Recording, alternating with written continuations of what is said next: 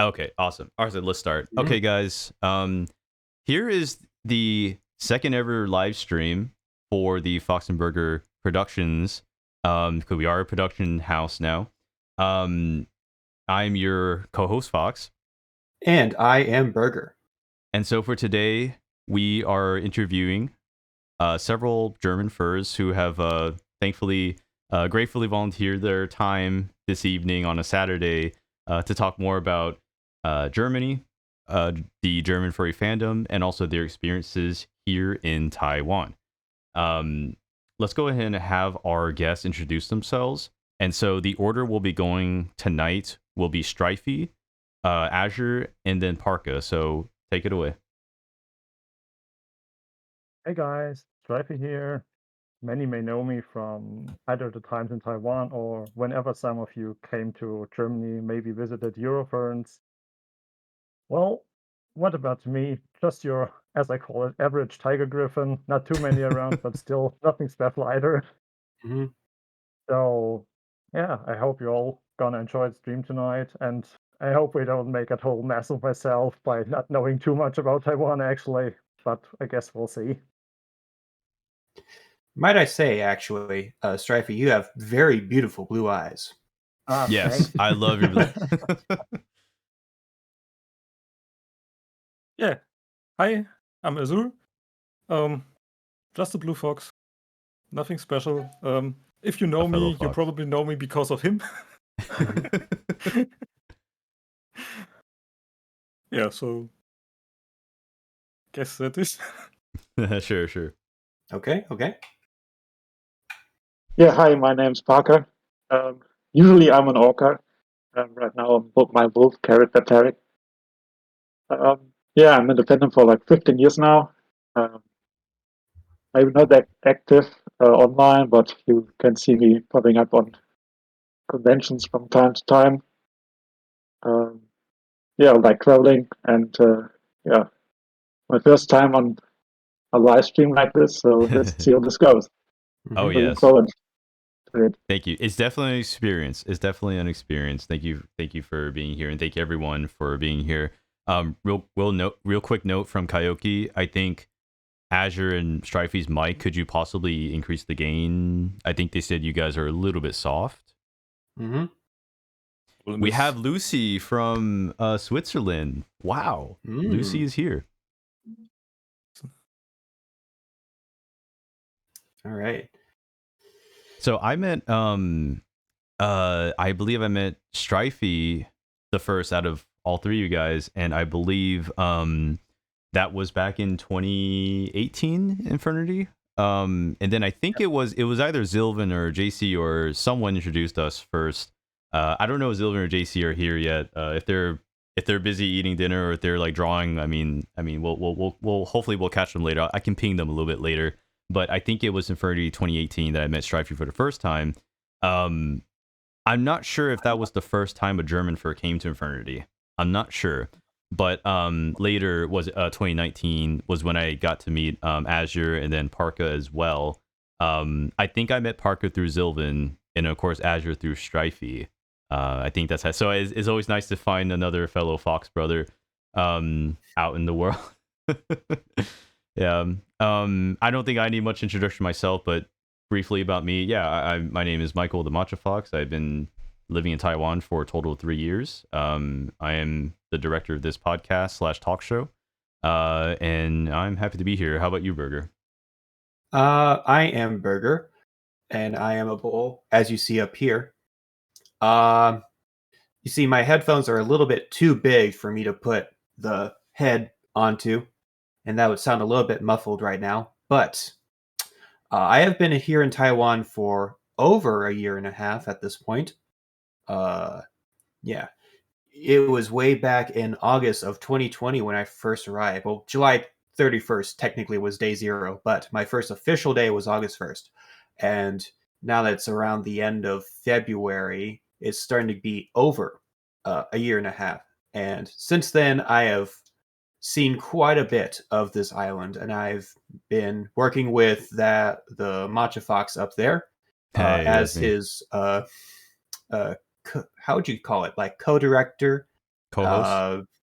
Post co-direct post editor and production assistant and just working behind the scenes, making all the audio and video for our podcast videos and for our Spotify and all that sound good, look good. And I'm really, really grateful that I can meet so many people through this podcast as well. Mm-hmm. Awesome. Right now, I would say, okay, we got 13 people watching.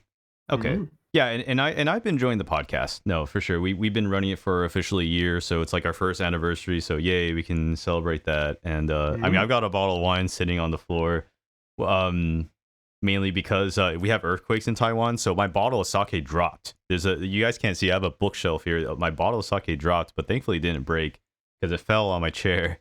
But anyway, no, it's our first anniversary technically. Well, it was like last month, I think. But no, we also wanted to kind of like expand the themes of the podcast, I would say. So this live stream is an extension of the podcast. It's not the podcast itself, so we can be a little bit more freeform. We can have like a greater variety of guests. All the way from Germany. I think our time difference is like 7 hours, so not too bad. It's hard for us to reach the east coast of the U.S. That's a really we're like 17 hours ahead of those guys, so they're probably in bed right now. It's more like 14. 14, yeah. 14, yeah. And so, well, we do have a series of questions. So our general programming for tonight, right? We have a series of questions and topics that will be discussed, mainly about comparing Germany and Taiwan / the German furry fandom and the Taiwanese furry fandom. At the very end, we'll have a trivia portion, and for any Taiwanese furs in the audience, we will have time for you guys for your inputs. But during the questions themselves, if you guys have any questions about Germany or Taiwan, go ahead and just throw it down into the chat. Like, go ahead and do that. We want this to be a discussion. We don't want this to be sort of like a panel where it's just 5 people talking. We want to be with the audience. We want to talk to the audience. So again, if there's like a question you want to ask about Taiwan, we'll make a note of it. I'm watching the stream chat. We'll make a note of it. We'll try to get to your question. We just want to let you guys know that again, that this is we invited 3 German furs. We technically didn't invite a Taiwanese fur. So if you're Taiwanese in the audience, thank you if you can provide more insights to Taiwan. And then the second thing is like, it's worth mentioning that this podcast is mainly furry centric, so we're not really going to get too deep into either politics or drama. So we'll keep that in mind. We have like a gag house kind of rule, as we would say in the US. So we'll just try to avoid those deep topics. But otherwise, like, let's all have fun. And thank you everybody for your time. So the first question, which I will open up, and hopefully that doesn't mess up the stream. Let me see here. Does the stream mess up? Nope, doesn't look like it. First question here is, tell us about your first time coming to Taiwan. What were your immediate thoughts and reactions? And again, the order is Streifi, Azure, and Parca. Oh, wow. Well, like you correctly said, it was in 2018 when I came for Infurnity number 4, I think it was. Mm-hmm. So, yeah, the first impression definitely was like leaving the air-conditioned MRT and getting out into that subtropical climate for the first time and being like, oh my God, where are my towels, basically. But it was, in a way, I kind of was expecting it. It wasn't my first time in such a climate. It was just a really harsh change after, like, I don't know, a 14-hour flight and then like traveling all around the city. But yeah, that was the first one among having super nice and friendly people. Like everywhere, people were super helpful. Like the moment they spotted you as a tourist who was just turning his head a little bit like, where's the bus stop or where's this and that, everyone was just approaching you, trying to be helpful. So definitely a first good positive experience. I really loved that about it. So I actually have a quick question about that. You mentioned the MRT here in Taiwan. Mm-hmm. Is there something similar to that over in anywhere in Germany? Well, In a way, yeah. It's. I mean, our public transport is also divided in just like in Taiwan or Taipei, especially, you also have buses. Probably most close to the MRT would be our we call it S-Bahn, at least here in Berlin. But I think the Taiwan equivalent is definitely more comfortable, modern, and definitely more reliable than ours here. So Oh, Hmm. we really? do have it, but I don't recommend it. It works. It gets you It works. where you want, but Yeah. So Yeah. that's it.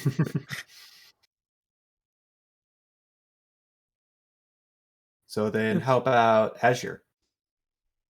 Yeah, for me it was 2019 the first time, so the next Infurnity after that. Of course, I kind of knew what was coming because Streifi already told me about the experience I'm about to have. Very first expression was the customs when we get in the airport, which for me felt kind of very strict. So I really felt like, oh my god, where am I? I was really happy when I was through with my passport and everything. But I have to admit, it was the first time leaving Europe for me. So, yeah. And then, yeah, what Streifi already said, it really was, even the first experiences were really comforting to come into a foreign country and get basically greeted by everyone with a nice touch. So you don't, if you needed help, there was always help there. And sorry, my English has to warm up a bit again. It's fine. We are used to having guests on the show whose native language is not English, so don't worry too much Yeah. about it. Okay. I had a follow-up question for Streifi and Azure, and I know we'll get to Parca just in a moment, but when you guys arrived, it would think that would be like what, mid or late October. Would you say that was actually a relatively cold period to you, or would you say it's relatively warm or perfect temperature? Summer. or- That was just summer for So us. that's a German summer. Wow, wow, that is Yeah, a German summer. we have a few weeks in the year which are above 30 degrees Celsius, but Sure. that's it. And then usually it's not humid, but more. What's the opposite of humid? Dry. Dry. Thanks. Cool. Oh, dry. Yeah, Dry. Yeah. it's more dry, so you don't sweat that Airy. much. And Mhm. even in late October in Taiwan, I knew what was coming. I brought clothes fitting for that, and I was sweating if I moved a bit outside, because it was the warmth wasn't the problem, but the very humid climate really got me. So yeah, for me that was just summer. Mhm. As someone who basically grew up in Texas, it is one of the southernmost parts of the United States. So it does get hotter generally than other places in the US. But even then, I still feel like basically it's summer weather until about December or so.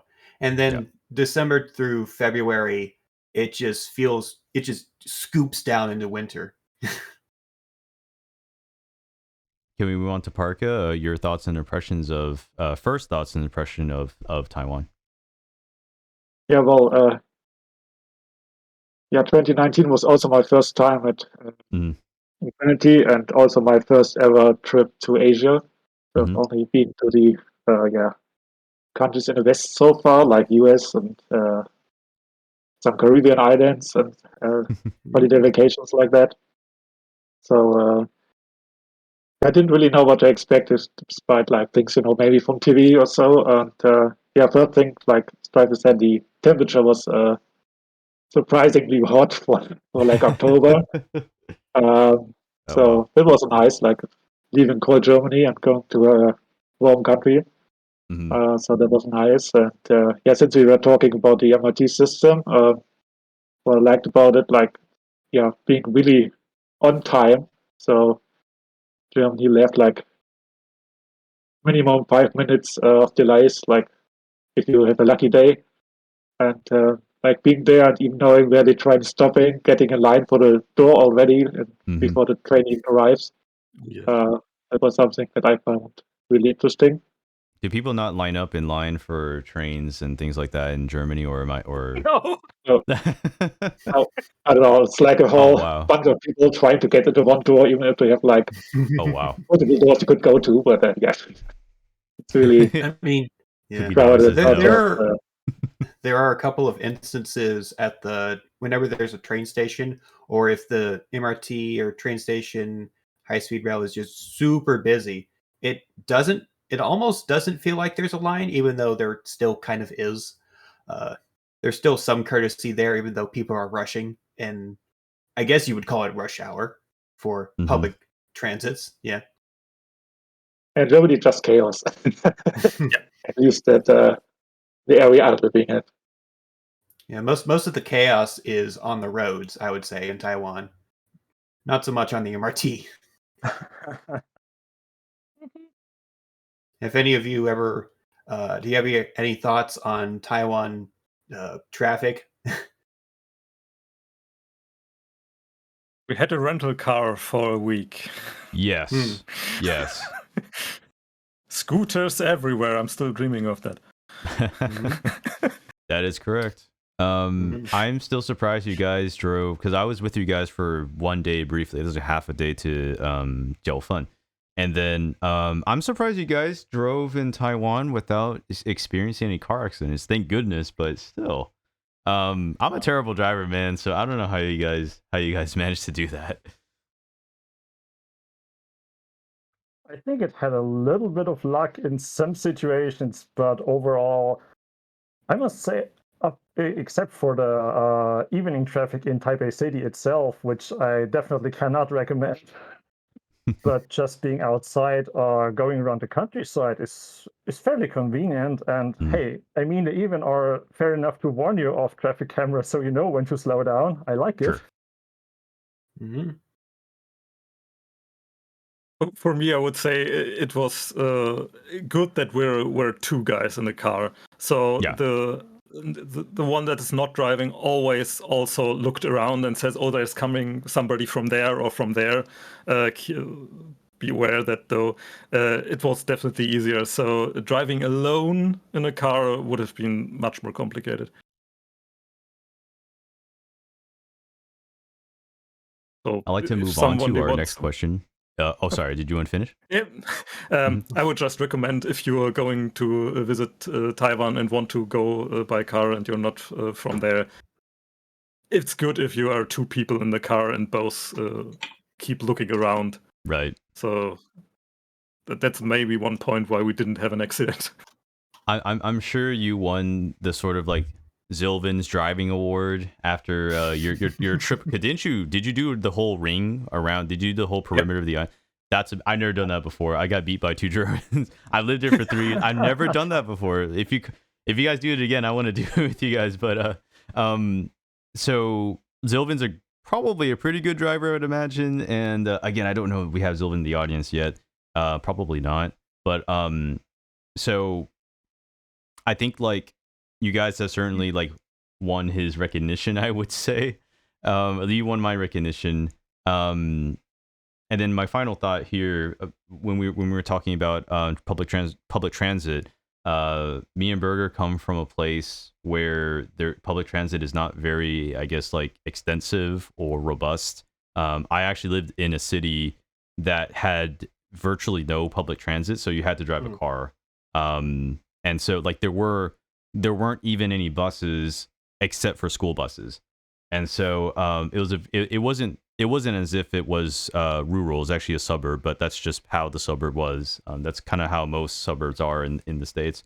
But anyway, I'd like to move on to our next question here, which is an all-time favorite question of mine, which is what was your favorite food in Taiwan? And what would you recommend that? Let's start with that. Oh, wow. Big topic again. I mean, some of you know that I kind of like food, that I kind of like cooking myself. So having that new experience of tasting a lot of unknown stuff was really nice for me. And I had to try pretty much everything I got my hands on. I'm not very picky there when it comes to be like, okay, I don't know what it is or it smells weird. I still have to try it. And I think from the all over experience, I would stick with stinky tofu. I can't help it, but it's so super weird yet positively unique. I just like it. It comes in a bigger variety than I expected it to in the beginning, and I think everybody at least should try it. I mean, I definitely understand that not everyone will be like, oh, this is good, but some people will be like, okay, this was my first and last piece of it, and I'll never touch it again. But for me, I can recommend it. Apart from, yeah, go ahead. I'll just say I have had it once, and that's enough for me. Yeah. Well, I only had the impression like, okay, you could only read up on it. There's nothing to compare around here, at least nothing that I would know of. So it was more like, okay, jump into the cold water, have an evening, try it out, and okay, there's the positive surprise. I want more. Yeah, there would be a lot of more specific stuff, and it's hard to make a general recommendation, but I mean, it's so different from Western food, you know, in general, that it's like the new experience adds up to it, that you say like, okay, there's so much to try, and that you give it a super positive rating all over, because it's just like so rich in new experience, which I generally like. So yeah, if you ever get the chance to visit, be sure to, I mean, for those who are watching and have not been, definitely give it a try. And not only the stinky tofu, but in general, give night markets and everything they offer a try. It's definitely worth it, enriching your experiences in taste, and yeah, enjoy it. And Azure? Yeah, I have to say, I'm more the typical German.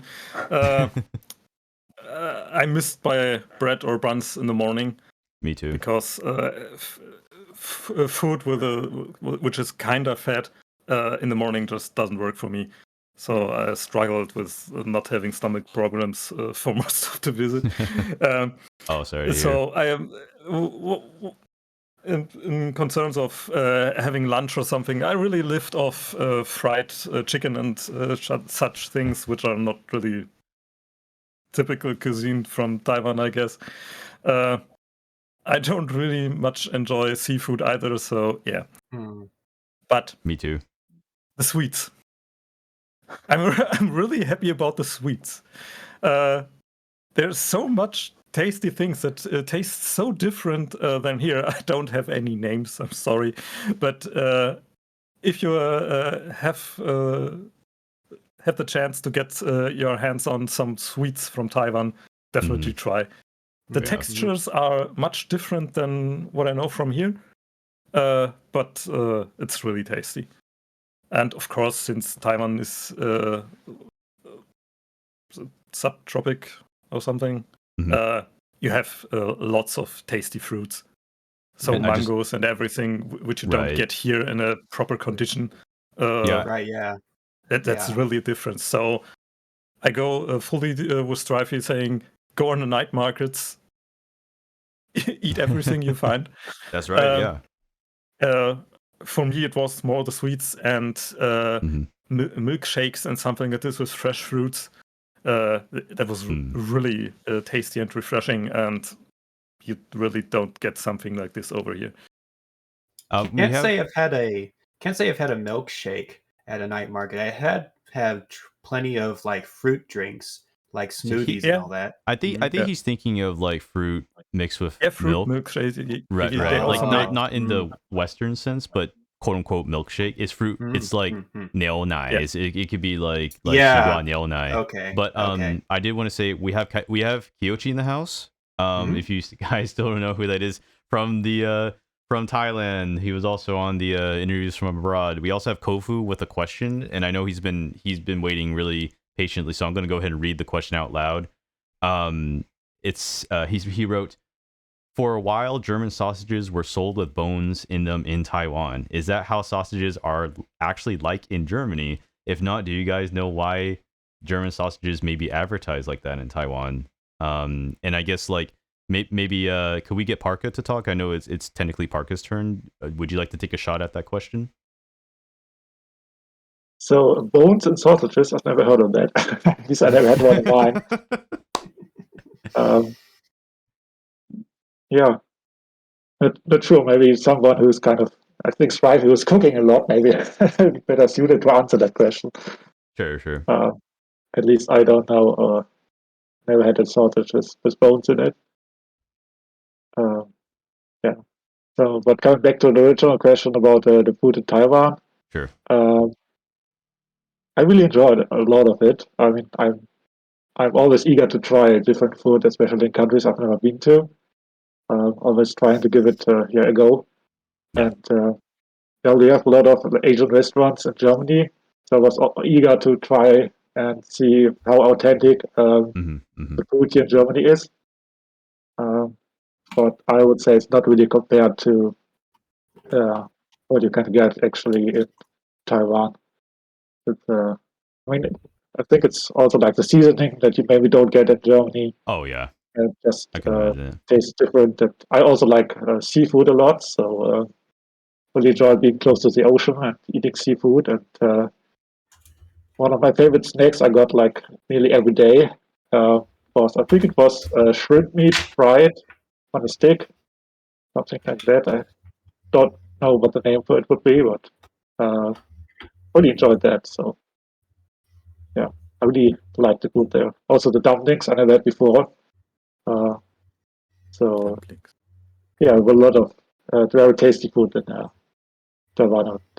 We're getting I also asked like real the quick. sweet as well. So like the I think it was like little cakes with I think pineapple in it. So that was something I liked a lot. Yes, pineapple cake. For the different sweets, but yeah, overall a lot of tasty food in Taiwan. I want to ask you, Parca, like, did you? Because we're getting asked this question by Gontos. Have you tried durian in Taiwan, or even in your life? Have you tried durian? I have to admit, I'm not really sure what it is. German. So durian is a big, spiky green fruit. It's yellow on the inside, and it has a very distinct, pungent scent. I don't think I have. Interesting. I've never tried the actual fruit before, but I've had a little candy. There was an old friend of mine, a coworker, who gave me who went to Thailand and then came back with like little snacks and stuff to give to her coworkers and stuff. I got a little bag of like chewy durian flavored like candies. So that was my experience with durian. I might think of this. I think someone had it out like chip snacks with the flavor of it. Maybe I had one of these, but not really like didn't have that strong of a taste, at least for me. Lazy Morty says, "Wow, Durian, welcome Mordecai to the chat." Sorry to interrupt, but yeah, I've had durian before. I have had the actual fruit. I ate it as a kid because I guess it's popular in Laos. Ate it as a kid while I was living in Hawaii. I was okay with it. Now I think it's okay. I had durian as a kid. I for whatever reason as a kid I was more adventurous. Now I don't really like to be adventurous. So I applaud Streifi. I applaud everyone else. Like Burger, who has actually went out to try all these things, because I think I'm also worried that my stomach is not gonna like react well to the foods, but that's just me. Oh, we have Zilvin in the chat. Okay, Zilvin's here. Hey, Zilvin. Yeah. I'll just say that when I was much younger, I was quite the opposite. After like I became a toddler, I just became like the pickiest eater ever. Like, didn't like anything other than like the popcorn shrimp, chicken nuggets, macaroni cheese, spaghetti noodles, no sauce, just nothing. And then it kind of blossomed from there.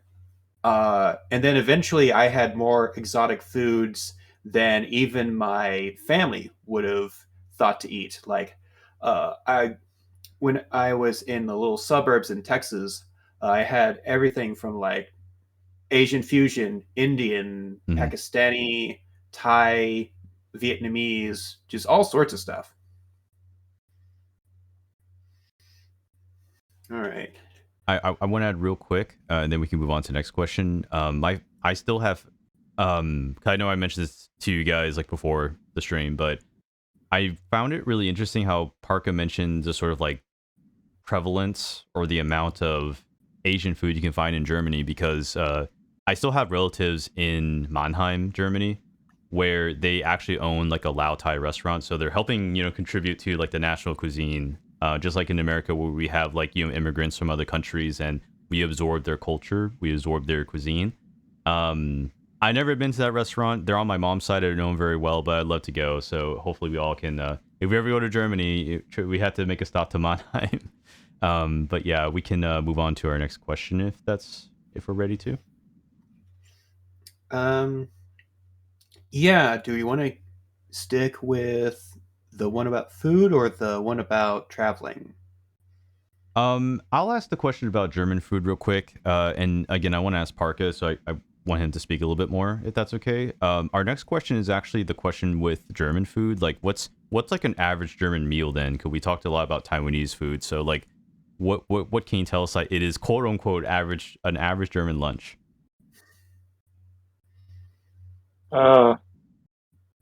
Okay, so if you want to hear like Weißwurst and sauerkraut, I would say no. I don't like either of that, so it's not something I'm eating. And it's more like down to the Bavaria area, I think. Yeah, so yeah, I think it depends a bit. I mean, I'm not really cooking that much myself. So when I'm at work, we have like a canteen that we can go to and get lunch. So there's like different meats, different meals every day.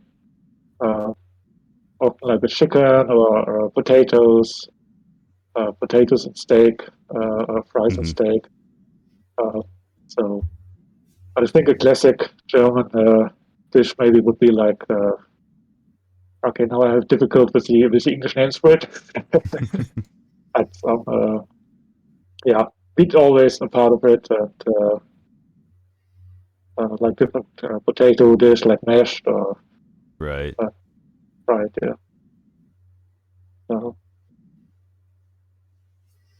all right. Yeah, but I'm eating like different kinds. So I like pizza a lot. So seafood and maybe not all that German, but a good fish, like salmon or stuff like that. So that's something I like eating for lunch or dinner. Sure.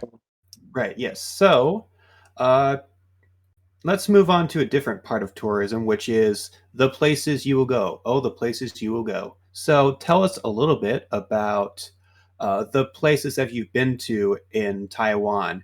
Basically, what cities or tourist spots did you basically see outside of Infurnity? Oh well, let me go ahead then. Right. We did pretty much a round trip, as you've heard, during the second visit in 2019, when we said like, okay, let's combine Infurnity with an extended stay where we also get to see the country a bit, discover new nice places. And so it was pretty much decided on that public transport wouldn't be the way to get around, especially on the East Coast, where it's a bit sparse to travel, a bit more difficult. So also, if you want to stop in between at scenic places, you'd kind of need to be independent from that and say like, okay, you got a car or whatever. And so we rented out a car for pretty much a week, I think, and took off in Taipei City and took Michael along basically to the first stop, which was Geofan, where we also had a nice time visiting the old street there, shopping a bit for candy, so to satisfy my fox here. And then had a brief stop at the tea house there before we said goodbye and headed on. We still made it down to Hualien on that day, where we crashed for, I think, 2 days, 3 days? I'm not sure. I think We always went 2 nights at one place. Yeah, right. So technically 2 nights, 3 days, or 2.5 days, depending on travel. And of course, from there it was close to make a day trip into Taroko National Park before we headed down to the very southern end, like Kenting National Park, where we spent a few days going to the beach, having a bath in the Pacific Ocean, first time there. Ooh. Yeah, definitely nice. Did a nice trail there, which had a load of butterflies I've never seen before, which was really nice and scenic. I think the southern places are more prone for that. Of course, had to stop, take a fursuit picture down at the most southernmost point, near the lighthouse. I think we went on Kaohsiung, where we also did a brief stop only for a day. We didn't actually stay there overnight, but traveled to just did a stop to visit that huge Buddhist place there. What was the name? I think you know. Bo Guangshan. I'm sorry. not too sure either. Yeah, maybe Mao knows. I can link it in the chat later. Sure, sure. Yeah, someone in chat's gonna correct us. Yeah. And I think the last stop before we went back was actually in, I think it was Taichung, where we stayed another 2 nights, mostly because there's really nice trails to hike nearby. So yeah, that was kind of a nice week. Passed super fast, and well, it was a nice trip, and it was a nice driving experience. Like I said, I like driving there, and I will do it again.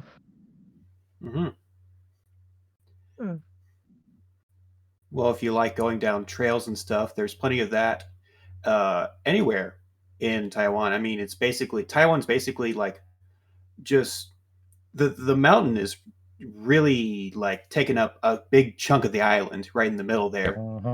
Yeah. So you're never too far from the mountains, from hills. You're never too far from the ocean either. That's what I like most about the scenery in Taiwan. Yeah, but I do suggest if you're ever in Jiayi, there is Alishan Mountain, and I got to go not on the mountain but around there to some of the parks recently, earlier this month during Chinese New Year. Is very serene and beautiful. I'd recommend it. Isn't that the area with the famous tea? Yeah, Alishan. Yes. Right? Yeah. Alishan, which is a type of is it a type of oolong? I'm not entirely sure. I think so. It is. Yeah. I think it is. Can Zilvin or Yao or Jordan correct me on that? Also, Jordan says the place in Kaohsiung is called Foguangshan. Foguangshan. Yeah. Yeah, that one. Yeah. So thank you, Jordan, for that, and everyone correct me if I don't know what Alishan tea is. I just know it was growing high in the mountains, and that that affects the flavor. Sorry, where were we? I think maybe we were heading over to Azur. Talk about the places you've been to. Yeah, of course, we went together. So basically, I can only point at some things. For me, it was very nice to hike in Taiwan, because me, even before we got together, and also now since we're together, we go hiking in the mountains in the Alps in Austria, for example. And for me, it was the first time in some kind of rainforest. So usually, for what I've accustomed to, you go hike on a mountain, and at 2,000 meters around there, the trees get sparse, and you only have rocks and sparse vegetation. That's not the case in Taiwan. You have dense vegetation up to the top of all mountains. Right. So it was a very interesting feeling to go hiking there, because also the sounds are totally different because the whole forest is living in some way. If you go on a hike in the Alps, it's just okay. You see some animals somewhere. It's just really sparse. It was a big difference and a great experience. So we went to the one trail we went was the Suilu Old Road in Taroko. Oh, you guys in Taroko? Okay, yeah. Okay, gotcha. And that was really nice. Oh yeah, I've been there once. Yeah, it's quite nice. Yeah. So and then finally, Parca, tell us some highlights of your traveling around Taiwan. Well, compared to them, my trip was rather boring.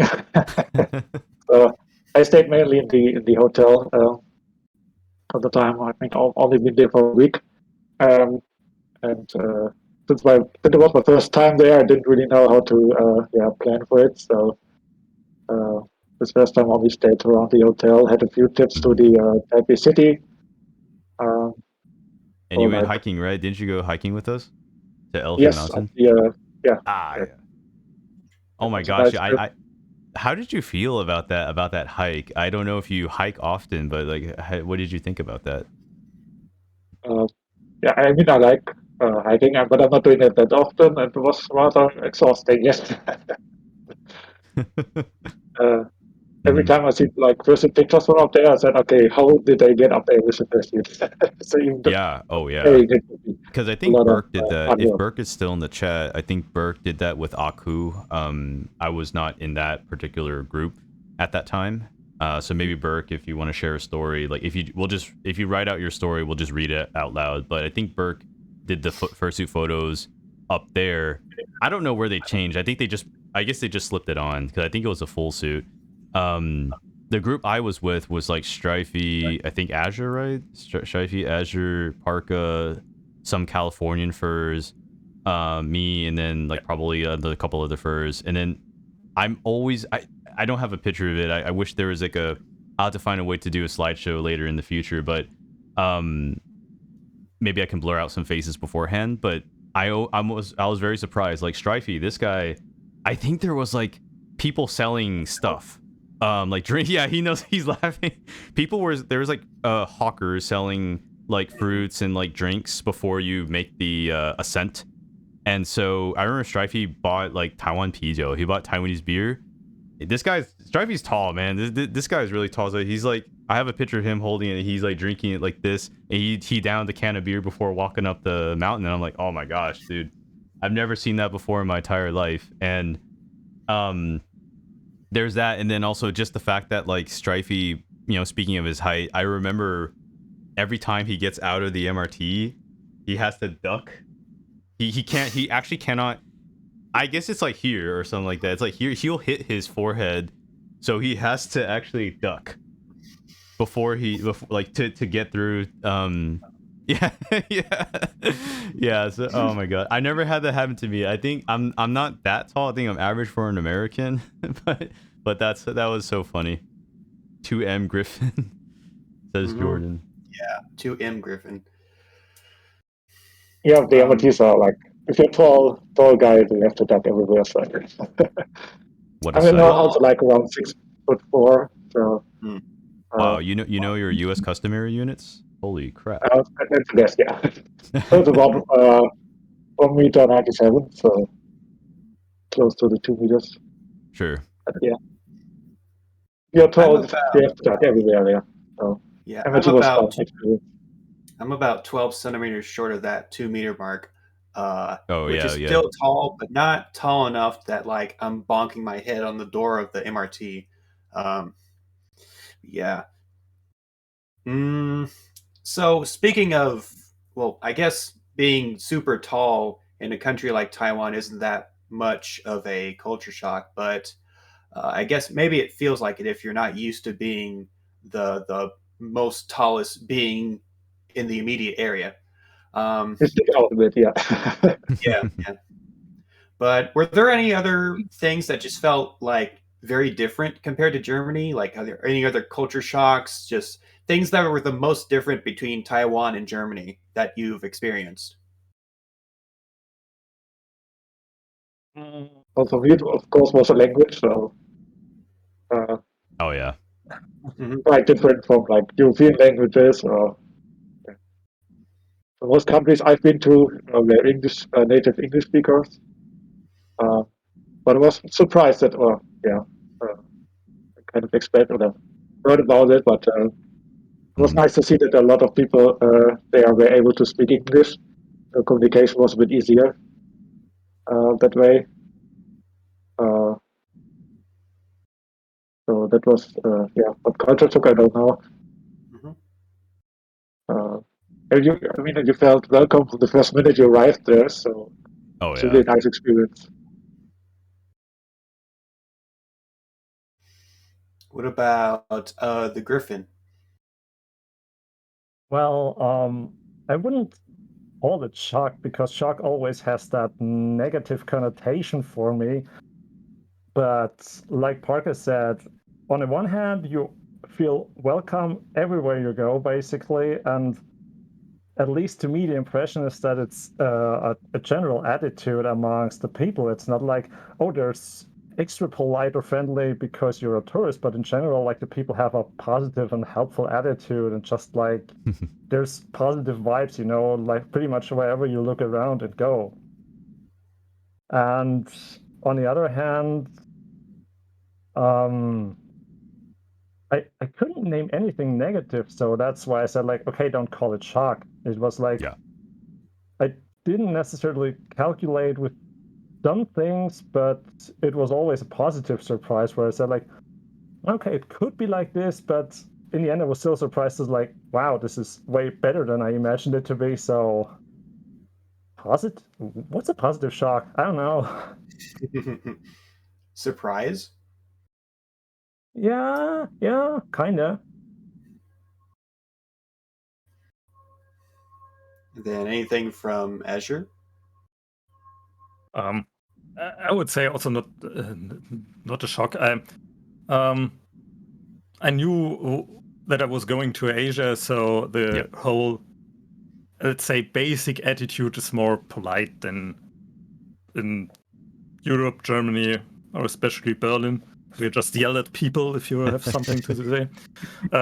So I was more polite than I would be normally if I go to someone in a shop or something and go asking them in a especially nice way, just to blend in, and that worked fine. So I would have had a shock if I wouldn't have come prepared, I would say. I had a question for you guys, and again, we can maintain the same order, but we'll get to Jordan's question in a second. I think he's asking one, but I had a question about actually English ability. If I weren't there, or if you didn't have a native speaker with you, did you guys find that like communicating with the locals hard or easy, or what were your experiences in a just Google?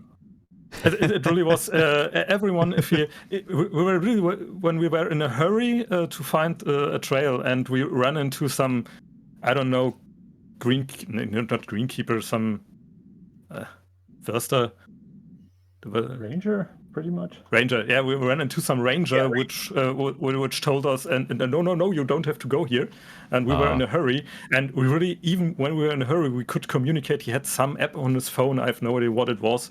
He just punched in some words or even spoke to it, and that's what basically worked fine on our whole trip in Taiwan. Not much people, younger people could speak English more or less fine. Right. Older people mostly don't. But they all have a smartphone, and you have a cell phone everywhere, and cell phone reception everywhere in Taiwan. So that was basically the solution for all the problems. Sure. It was always in a way that you could communicate without problems, and to get the idea what the other wants to tell you. So that worked really fine.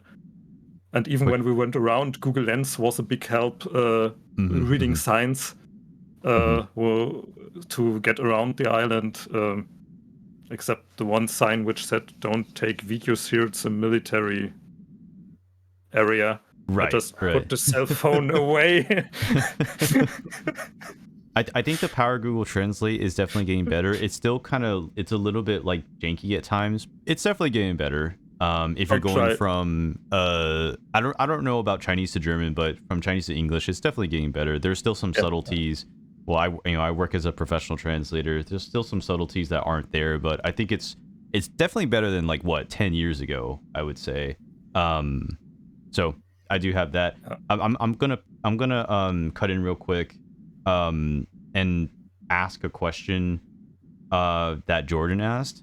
I'm only gonna pick one though. So Jordan asked, do the constant thankful culture, being told thanks after purchasing things, etc., give you pressure as a foreigner? And I want to ask this to Parca specifically. I would say no. I think at least here in Germany, I know also that you say thank you when you like get something or buy something. At least I'm doing it, so didn't feel that. I mean, it's maybe a little bit more in Taiwan than you do here in Germany, but not that much of a difference that stand out to me. So, I mean, they're friendly in general. That's maybe a bit different. Like at German, you can get to people that are not always friendly. But I think that's a thankful saying thank you, like when you get something. That's something I grew up with. So even in the States, I think I'm always kind of a thankful person. Maybe that's just my personality though. And so when I came to Taiwan, I didn't feel too much of a culture shock. And then, matter of fact, I think sometimes Taiwanese people will think I'm Japanese, partly because of the way I look and the way I dress, and then partly because, well, in Lao culture, and maybe Kyochi can talk about this. I don't know if he's still paying attention, but if Kyochi's paying attention, like, sometimes when you want to thank someone, you do this, then you bow. You don't have to do it every single time. So sometimes I don't actually clasp my hands, but sometimes I'll just do very light bow, which I think they think I'm Japanese because I do that, because that's what you do in Japan. And I remember there's one time where I was buying groceries, and I guess I look Japanese to certain Taiwanese people, and then I was clearly speaking Mandarin to them, and then the cashier was responding to me in Japanese. Every single sentence was Japanese. I had no idea why.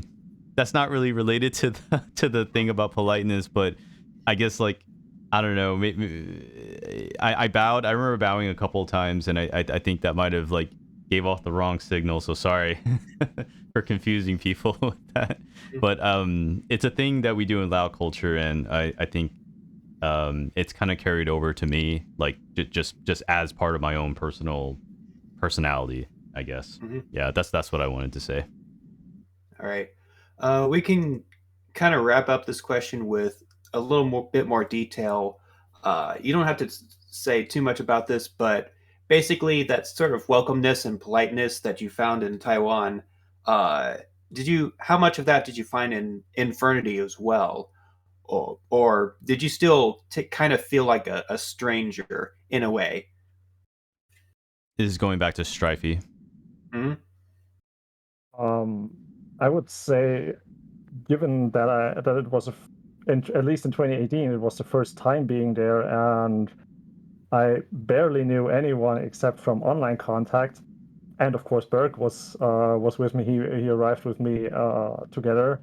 But apart from that, it was definitely similar to outside of Infurnity, as in like more a welcoming culture. People, I don't know if it was because also of my height or the fursuit or whatever, but in the end, people were super welcoming and trying to actively approach, start of conversations, or try to have a bit of a culture exchange, even like talking about random stuff that's where they know, like, okay, interested in Germany, in Europe maybe, or just like what you're doing specifically on your own. And I less had that impression on during German events sometimes, where people often more like already in their social bubbles, and like it's a bit harder to become integrated or get integrated. And I said, like, okay, I have to actively approach others, while here it was just like, okay, here I am. I guess I'm standing around awkwardly, and people just approach you and be like, oh, hi, how nice to finally meet you. And like, you just turn around once and like there's 5 people talking to you and like super nice and welcoming. So I think it's different, but positively different. Yeah, that sounds like a really good experience. I think that's kind of how I felt when I was first here in Taiwan and meeting with furries as well. Maybe it's because my fursuit was a little bit different. I don't have a full suit. I just have the head and some feet.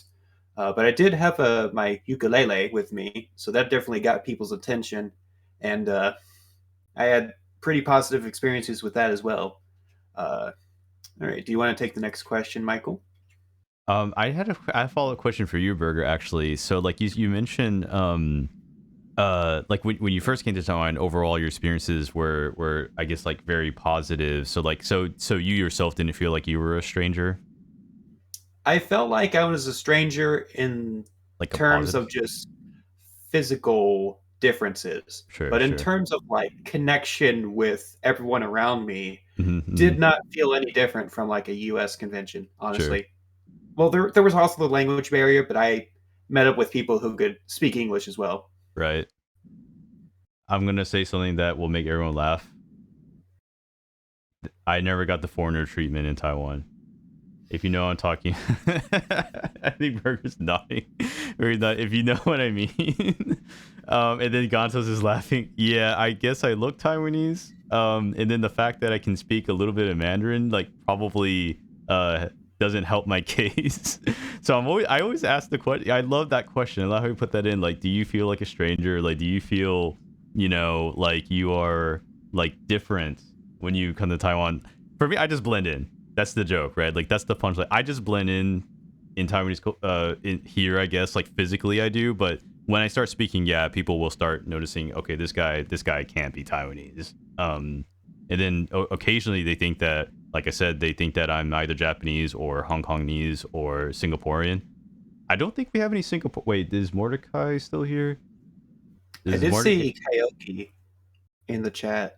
I think, yeah, I see Karaoke right now. So Karaoke, do I look / sound Singaporean? I guess the answer. Well, I might look more Singaporean than I sound Singaporean. I think Mordecai left. Maybe he went to do something. He's also Singaporean. But yeah, big mood from Gantos. Big, yeah. All right. That's basically that's my short story now. But I'm glad everyone here had a positive experience. I've had a positive experience. I should say that. Like I despite all that, and whatever. I think I had a good experience here in Taiwan for the most part for my 3 years here. Okay, so next question. Tell us something that you like about Taiwan that you don't have in Germany. And again, we'll maintain the same order. So Streifi first. Well, I think there's a lot of things, but to make it short, it's definitely the night markets. I would totally love to have something similar here. I mean, you have some kind of, let's call them miniature convenience stores or food stalls here, but that's nothing to compare. Not the selection, not the quality. So that's something we definitely miss out here. We should have. The only thing comparable would be at some fairs, also Volksfesten. Yeah. But the problem is that the fairs here in Germany, let's say they tend to be more in terms of making money than really keeping up tradition. So there, in past times, you would have had overall great food, and now it's more like even at the Christmas markets you find Asian booths. I'm sorry, I like Asian food, but they don't belong on a Christmas market. I'm sorry. So it's really this tradition of really having some great fairs which are also about food that got lost. Of course, you will find it somewhere in Germany still, but you don't find it just everywhere anymore. And there were also not like once a week or every evening or something, but more like to special occasions, like a Christmas market or something. and not that often. Do you guys have the concept of a night market in Germany? Anyone can answer. No, not really. Oh, I interesting. don't think so. From the way that they describe it, it doesn't seem like it. Mhm. I feel like I have an opposite reaction when I'm comparing whatever we have in the U.S. to the night markets in Taiwan. I actually like when they have Western foods. Oh, Michael, do you remember the little pizza food stand that was around Ximending? I don't remember Ximending Ding, but I do remember near Gongguan with Zaza. Yeah. Mm-hmm. Yeah. They had like a slice for 60 NT, two slices for 90, and it tasted like authentic, more Western American style pizza. It was great. It's probably the best pizza I've had. Wow, And that's high praise, man. That's high praise. I'm avoiding places like Pizza Hut and Domino's just because they are outrageously priced here in Taiwan.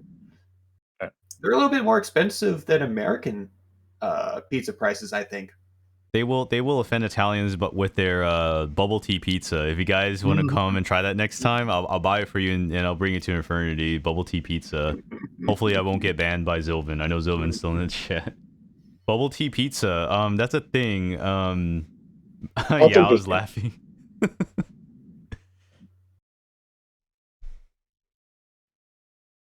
Yeah, but I have to say the night market is also one of the things that I'm missing here in Germany. I really enjoyed that evening there. So yeah, sadly isn't anything compared to that here in Germany. I like the concept of night markets myself. Like I like how like there's a couple within walking distance, and I like how you can get a variety of food usually, and I think the emphasis is generally on like smaller meals that are probably cheap, but you can have like multiple small meals to make yourself full as you're just walking around, maybe with friends or whatever. It can be crowded, it can be dirty. Like don't get me wrong, especially in the summer, it's crazy. It's very hot. And maybe you don't want to go to a night market, but overall, I like that concept. Yeah, I think the special word for like small foods you get at night markets, that's called 小吃. 小吃. 小吃, Right? yeah, I guess you can call, Yeah. you can probably call them 小吃. Okay. Yeah, literally means small food, or small eat. Yeah. It looks like our next question here is back to Infurnity. So I guess I think Zilvin and all the other Taiwanese furs will be happy to hear about this. The question here is just tell us about your time at Infurnity and how does it compare to cons in Germany? Well, like I mentioned already, it's had a more welcoming atmosphere to it, which especially for a newcomer to the country and to the convention makes it way more easy to feel integrated, to feel becoming a part of it right away, rather than having this odd experience where you need 1 or 2 days to basically like defrost and just like, okay, I have to get acquainted and everything. And hey, come on, it's not that long. I don't have 2 days to do that. It's basically over by then. So it was nice that people just approach you and like take you along, show you stuff, like, okay, this is coming up. Like, are you interested in this or that? Just like actively asking around, like where they might just take you along or like introduce you to other people, to their circle of friends, and like before you know it, maybe you're invited to one of the bigger parties that's happening on the last day, stuff like that. So it was always nice to experience that. On top, of course, I knew some folks from online beforehand, so you had the excitement of like, okay, this is the first time we get to meet, and it worked surprisingly well. Given the size of Infurnity, I kind of expected it to be often the hit and miss scenario where you say like, okay, we plan to meet up, we plan to have a get together, but it just doesn't work out because there's hundreds of other people and like everyone's busy doing their own thing and doing their own schedule.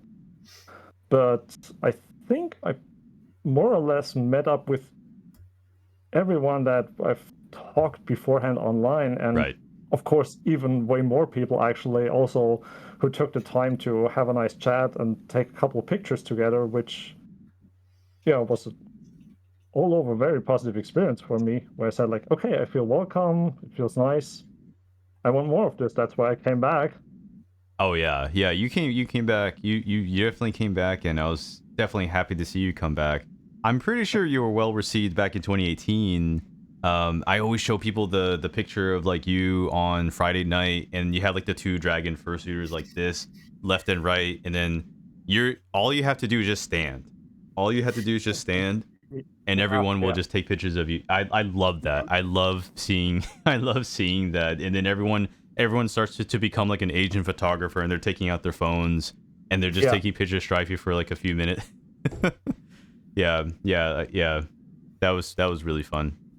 On to Azure.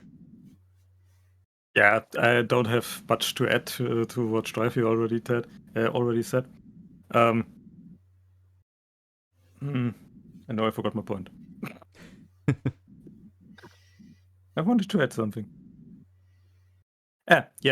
Schedules. I don't want to read about German cons, but usually if there is some schedule and it says it starts at this time, at an hour, maybe two, that will be around the time when it really starts. Really?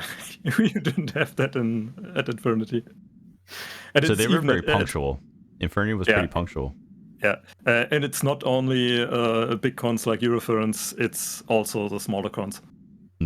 I've worked on some smaller cons, and it's more or less the same. If it's really an event which had to be prepared somehow, of course, if you have an event which just you say, okay, it starts and you have nothing to prepare, it can be punctual. But if you really have to prepare things, something always goes haywire. I'm sure Zylvan's smiling right now, so thank you for saying that. Because I've never been to Germany, as far as I know. As Zylvan says, XD.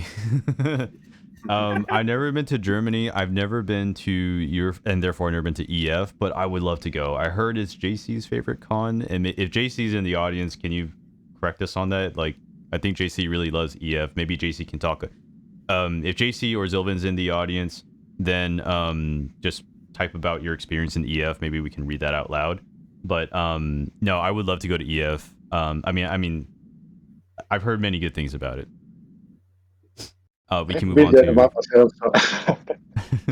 We can move on to Parca. Yeah, it was US cons a lot, but me, nothing compares to Infurnity. Infurnity was one of the best cons I've been to in the last years.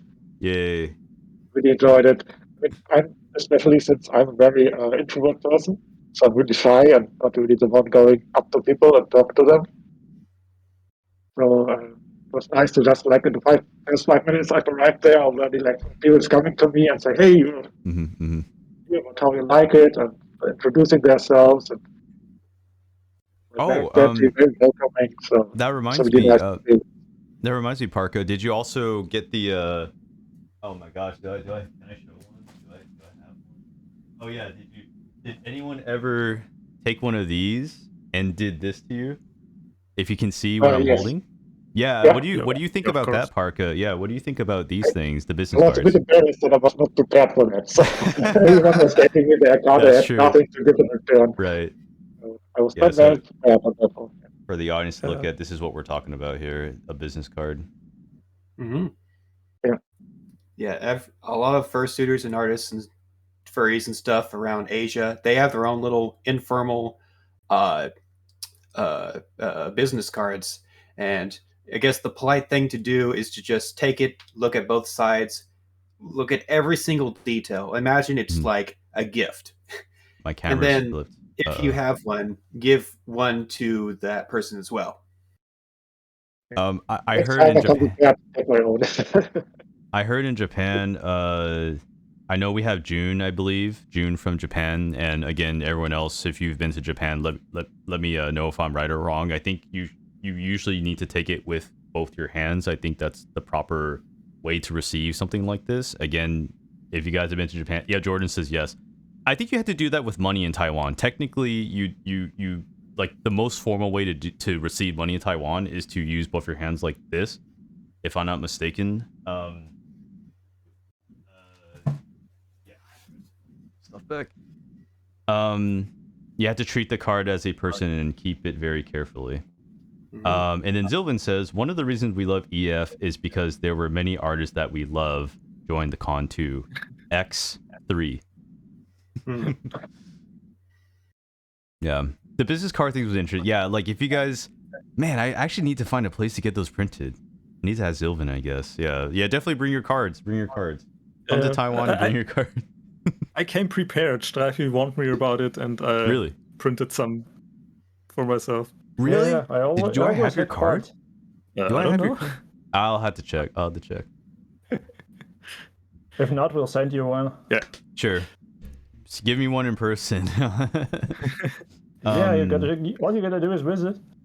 Yeah. So over here it's more like artists have them usually on their, but more like they're on their booth at the dealer stand or something, and you can just grab one because it's just really, if you want to contact the artist here, it's there is no, I would say ceremony around it. It's just like, yeah, here's my business card, take it. Yeah, that's what I imagine as well. It's just the more easy way than to write everything down again to a person to say how contact me. Yeah. It's just really a totally informal thing, and there's nothing about it. I'm sorry, Parca, did you want to finish your thoughts about like your experience at Taiwanese cons, or was that it? Yeah, that was mostly it. So, like I said, really welcoming, and a lot of people talking to you. I think I never had any con like I had so many like interactions with people like on that one. It was really nice stage.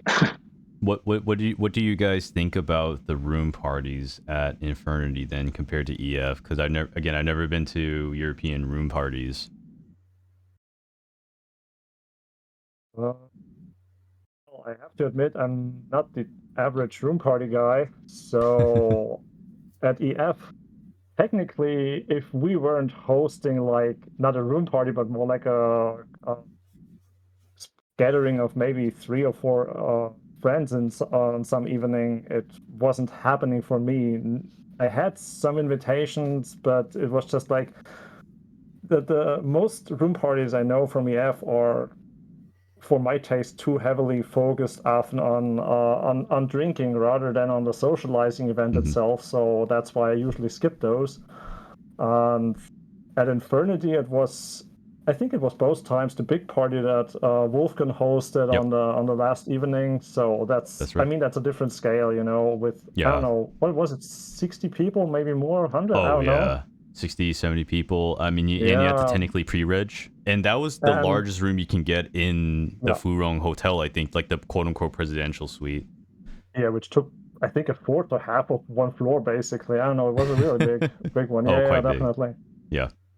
And yeah, of course, there's still a mix of, I don't know, drinking and socializing, but like people usually just get to a level where they said, okay, I have a drink or two where I get comfortable and ease up maybe and just like start having open and relaxed conversations, but not like space out after half an hour because they had too much. So in a way, it's positive that you get to know people in a different way where it's like, okay, it's skip a bit of the hesitation or the politeness, which is a bit a cultural thing, and just like, just open up and have a good time.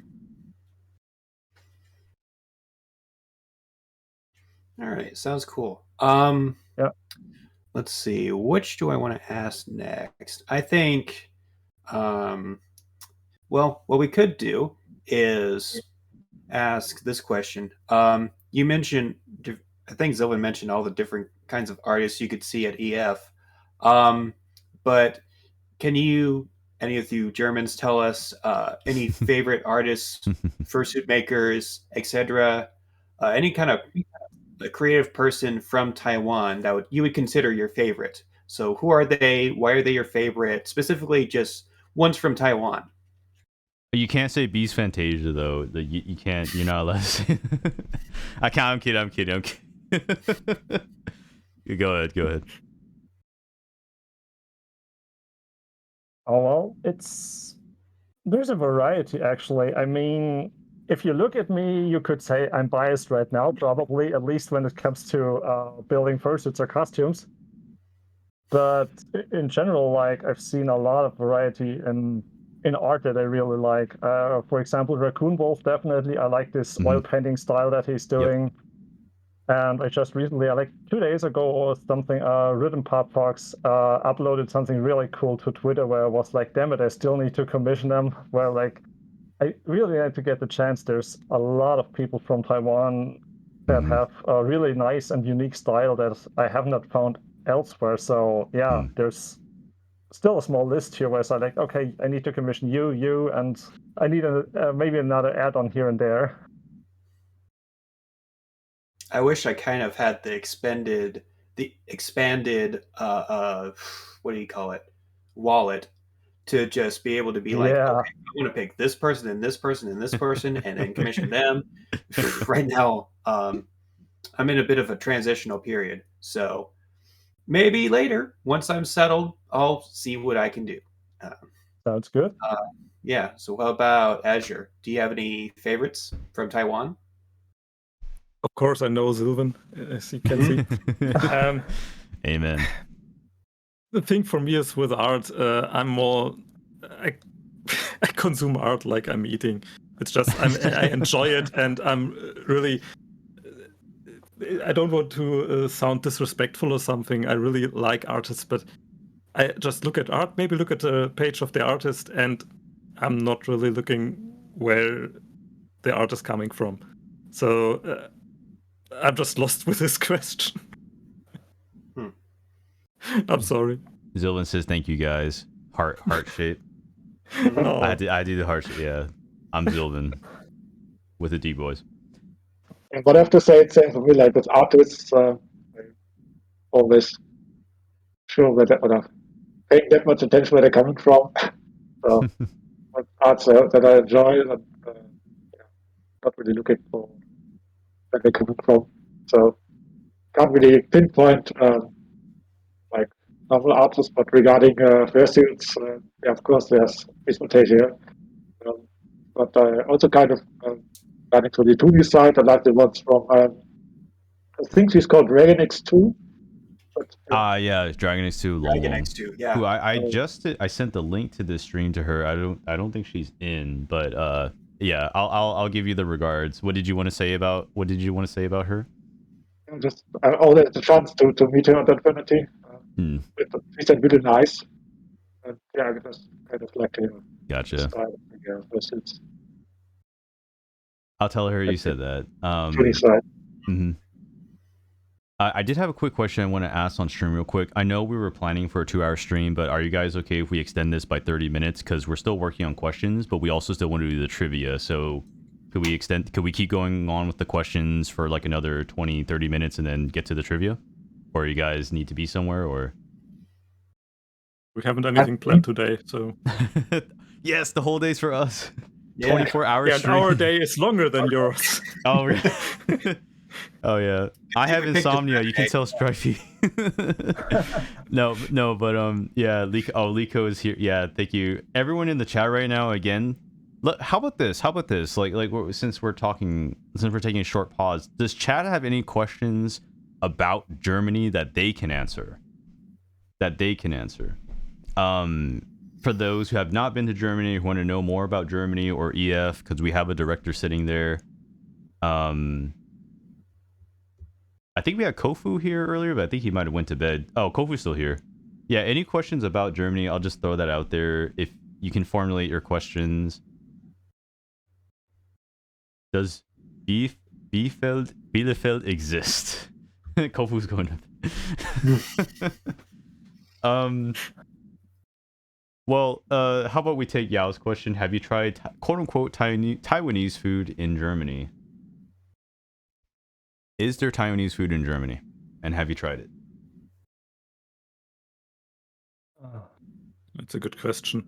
problem is most places that have Asian food here are more like, okay, they say they have Japanese food, and if you look behind the corner, they're all Vietnamese. It's everything mixed up.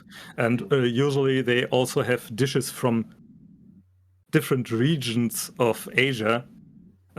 So it really gets mashed up. So I wouldn't remember any Taiwanese restaurant by the name. So they're advertising it like this. So I think so too. I think like Germany have like sushi places and Asian restaurants. So that's not really sure. Yeah, kind more or less. Yeah. So, but what I'm seeing here is in the city where I live, bubble tea shops are popping up everywhere. So I think in the city where I live, we have now like 4 or 5 bubble tea shops. They're popping up at your place in Berlin. They're closed for years. Or they would have new shops open like every month. Like, it feels like. Do you at least have like bubble tea places? Yeah, what about bubble tea? We used to have them all over the place. There used to be some sort of, I'd almost call it hipster phenomena that emerged like, I don't know, 6 years ago. Then at that time, every place had it. Like there was sushi places. To that, like, okay, now we also have bubble tea, and like every second convenience store was selling it basically. And within a year or a year and a half, they all disappeared again, except for a couple.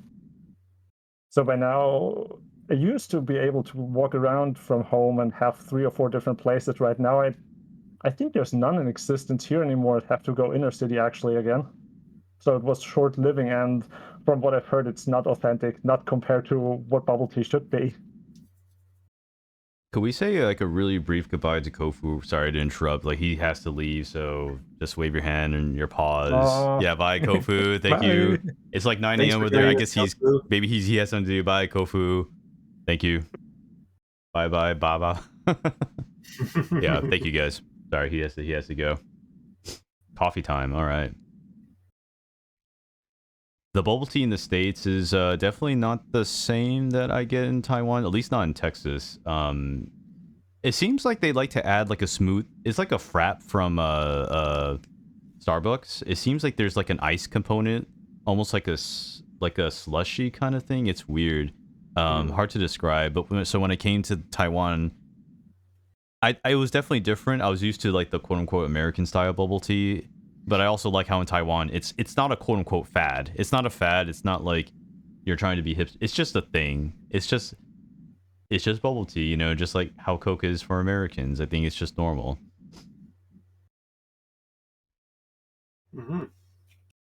Oh, and then Zylvan asked a question. We'll get to your questions. We're gonna say those. Maybe we'll get to them in like 10-ish minutes. We can keep going on with the questions. We'll get to JC's questions. Right. Well, we can keep talking about art. Do you want to take the next one? Oh, about the overall art style? Yeah. Yeah. Thanks. Yeah. So this question is about art, obviously. So this question is, how would you describe the overall art style of Taiwanese furs? How do they compare to German furs as art styles? And I know this might be hard to put into words, but you know, for whatever you were able to discern from Taiwanese artists, how would you describe the differences in art styles? Well, like you said, it's difficult to address. So I think both definitely share a huge variety by now. I mean, art is super subjective as a topic itself. So every artist has their unique style, and it's hard to say like, okay, this is more like a Western style or Eastern or Asian style. What you definitely can point out, if what's easily recognizable, is like the more kimono style of building costumes, and also in drawings, which isn't, of course, not limited to Taiwan, but which is still common for many artists there, and which is seldom to be found in Europe, at least if it's not someone who has roots in Asia, I'd say. But for everything else, I mean, if you look at my fursuit now, you could not necessarily tell that that it was built in Taiwan or built specifically in an Asian style or whatever. You could also find it made here theoretically. So it's hard to pick differences in a lot of ways. Like especially if it comes to more realistic artwork, of course. Then it's more just like, do I like the style of a certain artist or not? But it's not limited anymore to where they're coming from. Yeah.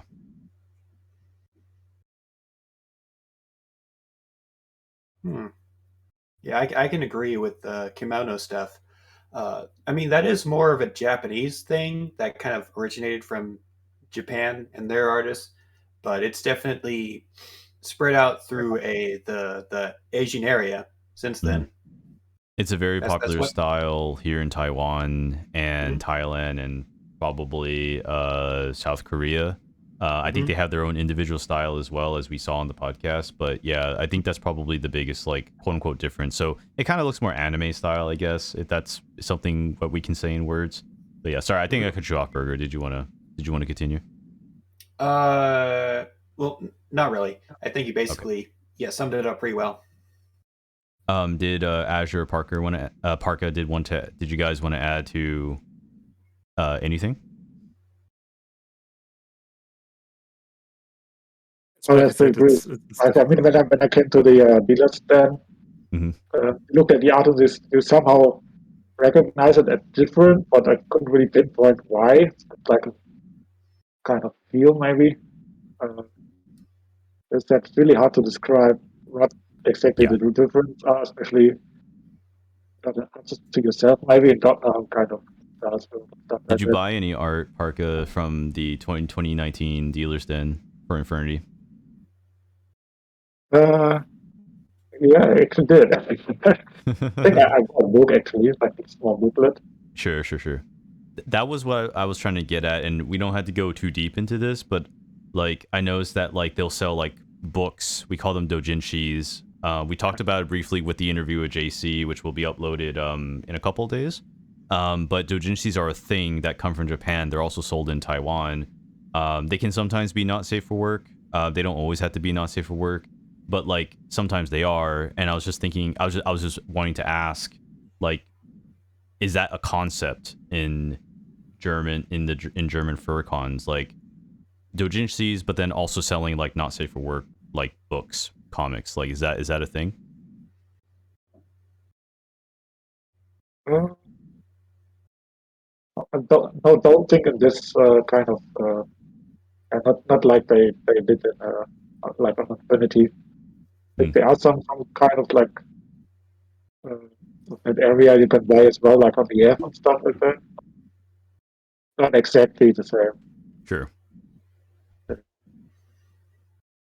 I think that's similar in America as well. There's most artists aren't trying to sell comic books or stuff. They're trying to sell like individual sketches, commissions, posters, figurines, not like comic books or like something you could kind of flip through. Like if they have something you can flip through, it's usually a folder with their portfolio on it, basically.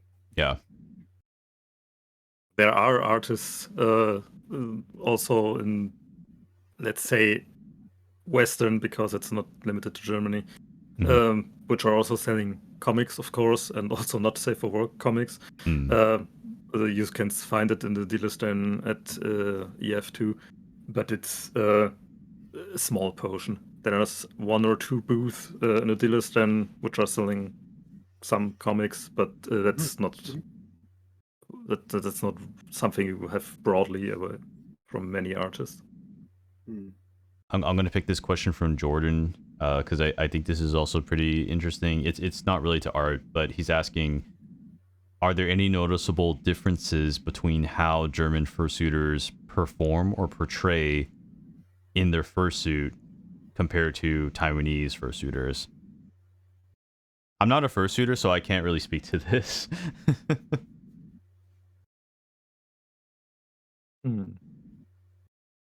That's a good one, actually. I mean, that's a good technically, I'm a fursuiter, but those who know me do know that, how did Sylvan put it at some point? I'm rather the static guy, you know. It just, at least for Infurnity, it works out fine that you just, as you said, like, you know, stand around and like it still draws a lot of attention. So I'm definitely not a performer type in general, because it's not the way how I usually work. You know, performing is like the active way of interacting with others, and my personality is just usually, even with the character, not working or going that way. But from what I've seen, in general, I think there's not too much of a difference. You have this huge variety from just, let's call it, existing in suit to like, okay, you have people like Aku Wolf, who's like, okay, there's a trampoline, there's whatever I can interact with and do like all kinds of crazy stunts. So and there's everything in between. So I think there's not that big of a difference. And you see, like, even in suit, I think there's more in common, or you notice more in common than outside of suit. I think it's more unifying people in how they act and how they engage, because also, of course, it's obstructing and limiting what you can do because of vision and everything else. Yeah. Yeah, I also would say that the performance not really is a difference from country to country, but from person to person, because every person is different and how they like act. Like, I'm also not the one who's jumping around in suit and stuff because I just don't have the fitness for it. So I think it's not really different between countries how fursuiters does perform, but just like how they are, like from person side, what they do. I think that's, at least for me, I would say the difference of that from country to country. Yeah, I can definitely see that. So I think we can go ahead and go to, you are starting to break up a bit, Parca. I'm not sure if there's something on your side or our side, but hopefully you can get that. But I hope it's fixed now. It sounds a little bit better now. Okay. Yeah, not sure what that was. Anyway, so the next thing we can ask, it has to do more with German culture. It might be a little bit political, but we won't go too deep into it if you don't want to. Basically, this one comes from JC, actually. Yeah, I want to cut in. Like, these next few questions are from JC. So yeah, we'll move on to JC section, and then we can probably do the trivia. Maybe we can wrap up the questions after JC's questions. But yeah, let's do JC's questions. So go ahead and take it away, Burger. Right. So basically, in because of German's history, that it used to be divided into two sections. You had West Germany and you had East Germany, but then and then they had like the Berlin Wall separating the two. But then after the fall of the Berlin Wall, that was a pretty historic event. But in y'all's opinions, do you personally run into any issues regarding East and West Germany? I know that, like, because one was more communist controlled economically, that didn't like develop as well as the Western side, right?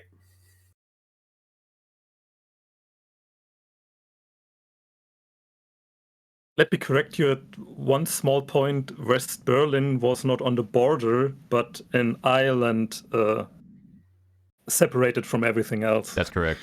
Thank you for correcting. And the thing is, we really have to look at how old we are here. When the Berlin Wall fell, I was 5. So I have some remembrance on before. Of course, we all have remembrance on how after reunion of Germany things went. But Streifi was, I guess we were 2 when the wall fell. I don't know about Parca. How old were you? Like 1. 1. Yeah. 188. Great. Came down, so, yeah. So what's the question really aiming at?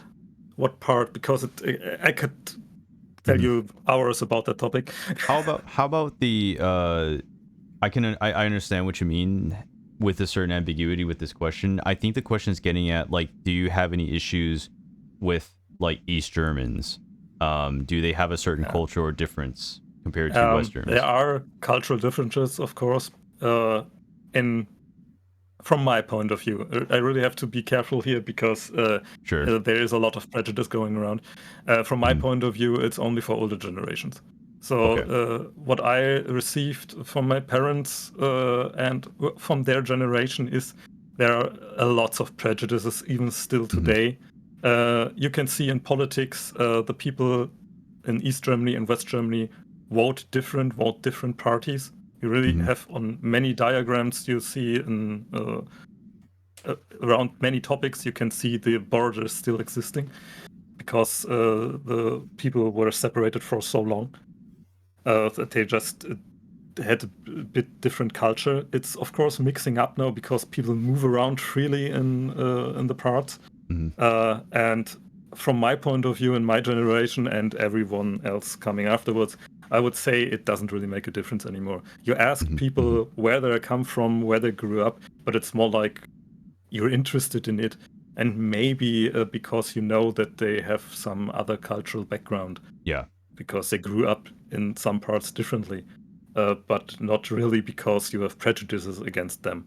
But that doesn't go for all the generations. They really have problems. In some parts, maybe for reasons.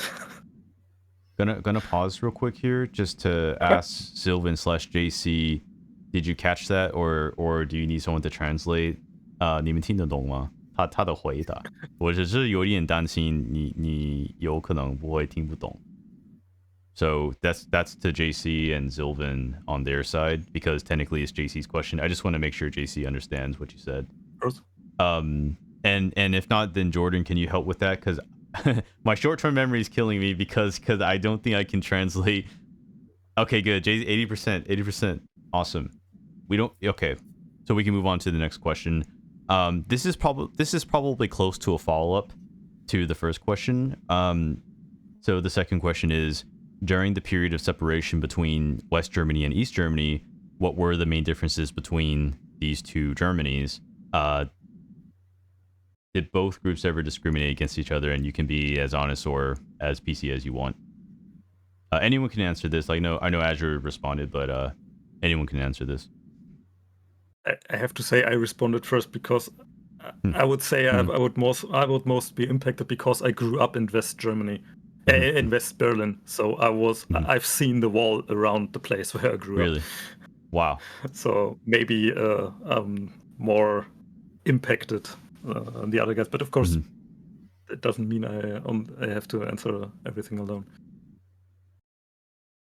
Cultural differences between East and West Germany. I don't know too much about that, so I'm actually kind of curious myself.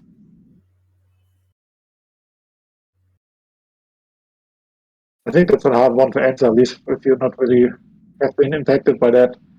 I mean, of course, the parents are telling you sometimes these stories, but yeah, it's hard for our generation, like at least to answer it.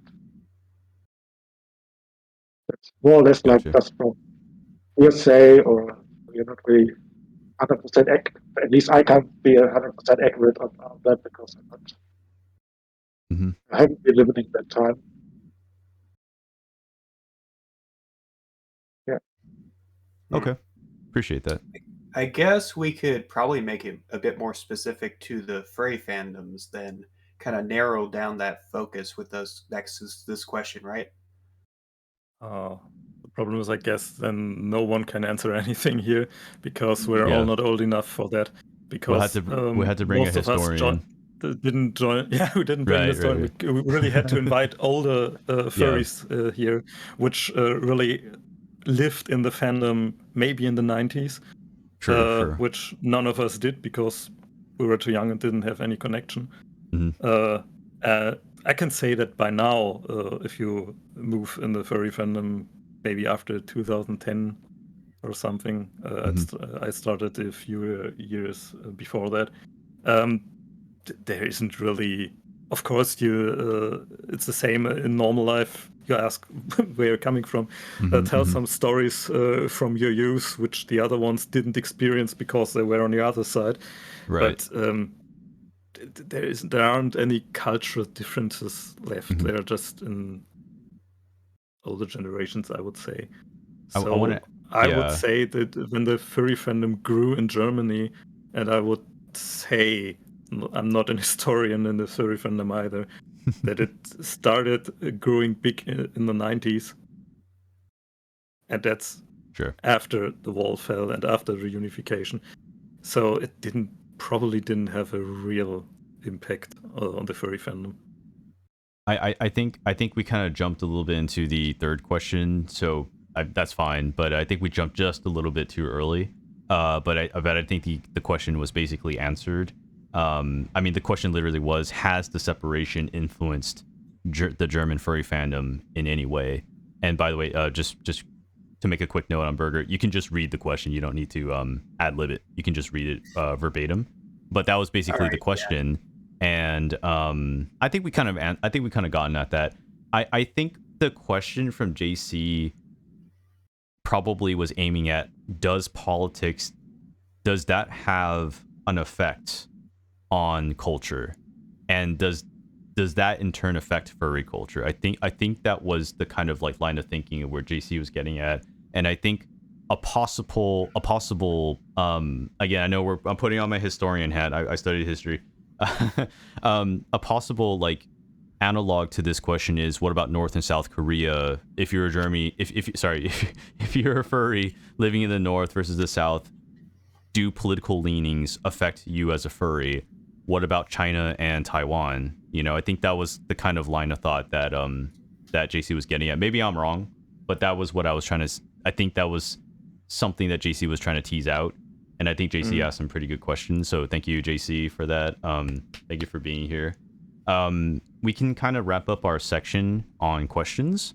So if anyone has any questions for the German furs again, yeah, Kayuki says, if there are any North Korean furries, I'd love to meet them. Me too. I would love to meet North Korean furries. I wanted to read something real quick from June. He says, it may have already been mentioned, but I've heard that German fursuits are more natural in color and realistic. Is that true? I'm not sure about that. I would like to know more about the characteristics of German fursuits and furry characters. So you guys can go with that. Not from my experience. From if you look at group pictures from pretty much the conventions that I've been to, and also just taking a jump over the Atlantic and including the US, taking Western style in general, I think there's plenty of colorful critters emerging all over the place. So of course you have the very realistic end where people say like, okay, it's just really the anthropomorphic characterization of a particular species, up to you have it the glow-in-the-dark animal that you can't even imagine in your wildest dreams without taking some pills, and they're all present there. In I couldn't say that it changed even. As I like, there's now more of either side emerging. It's more like it's always been there, and maybe you don't see it that prominently. Of course, kimono style is different in Asia in general. It has the look itself is different and catching, at least to our eyes. So it's more like maybe more prominent to have a look and say like, oh wow, this is something different. This catches my attention. But I think it's not really that big of a difference actually. And yeah, just go ahead and have a look at convention fursuit archives, probably from bigger conventions with, like, let's say a couple hundred people up, then you can get a good impression of how colorful it actually looks like. I'm not thinking. I don't really. Tell me I'm wrong. At least I couldn't remember some ultra realistic fursuits from Infurnity. I know I've seen some in Germany, which are also an exception. It's not broadly, but I know some fursuits in Germany that are really realistic. If you would see it isolated, you would look twice if it is an animal, an actual living one, or Of course, it's anthropomorphic, so the proportions doesn't fit. But maybe if you just see the head, you would look to have twice if it's a head from an actual living animal or a fursuit head. And I'm not sure if I've seen something at Infurnity like that. But that's an exception. It's nothing broadly. And I wouldn't say, as Streifi said, that there's a tendency that they're more realistic over here. No. But I would say that there are those exceptional ones that are trying to be super realistic with fur that looks really like it comes from an animal. Of course, it doesn't. I wouldn't. I've seen those rarely elsewhere.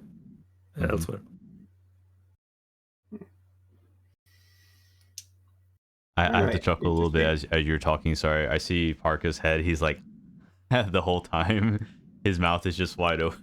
Sorry, I was holding back my laughter. I'm so sorry. Because my moving jaw is not like a bit loose, so it's moving sometimes. Okay. All right. Sorry. No, thank you for the answers. Yeah, thank you so much. I almost feel like we're actually a panel at a con right now. So whoever wants to take us in, thank you. But no, I've enjoyed the discussion so far. I believe we're I think Burger, were you signaling for us to go to trivia? Oh yeah, it's definitely trivia time. Let me bring that up real quick. Okay. So I'm going to do my transition. Ladies and gentlemen, may I present to you the Fox and Burger Productions presents. You're transitioning. Transitioning. All right. How's it look?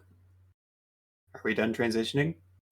Okay, let me switch over real quick. We'll go back to the main scene. Do I need a drum roll? Oh yeah, I need to. Sorry, I need to hit on your watch stream. 1 second. Yeah. Okay, we look good. Yeah. Like a submarine crew. Yeah. Taiwan trivia. So this is Taiwan trivia with your hosts Michael. Hello. The Machi Fox.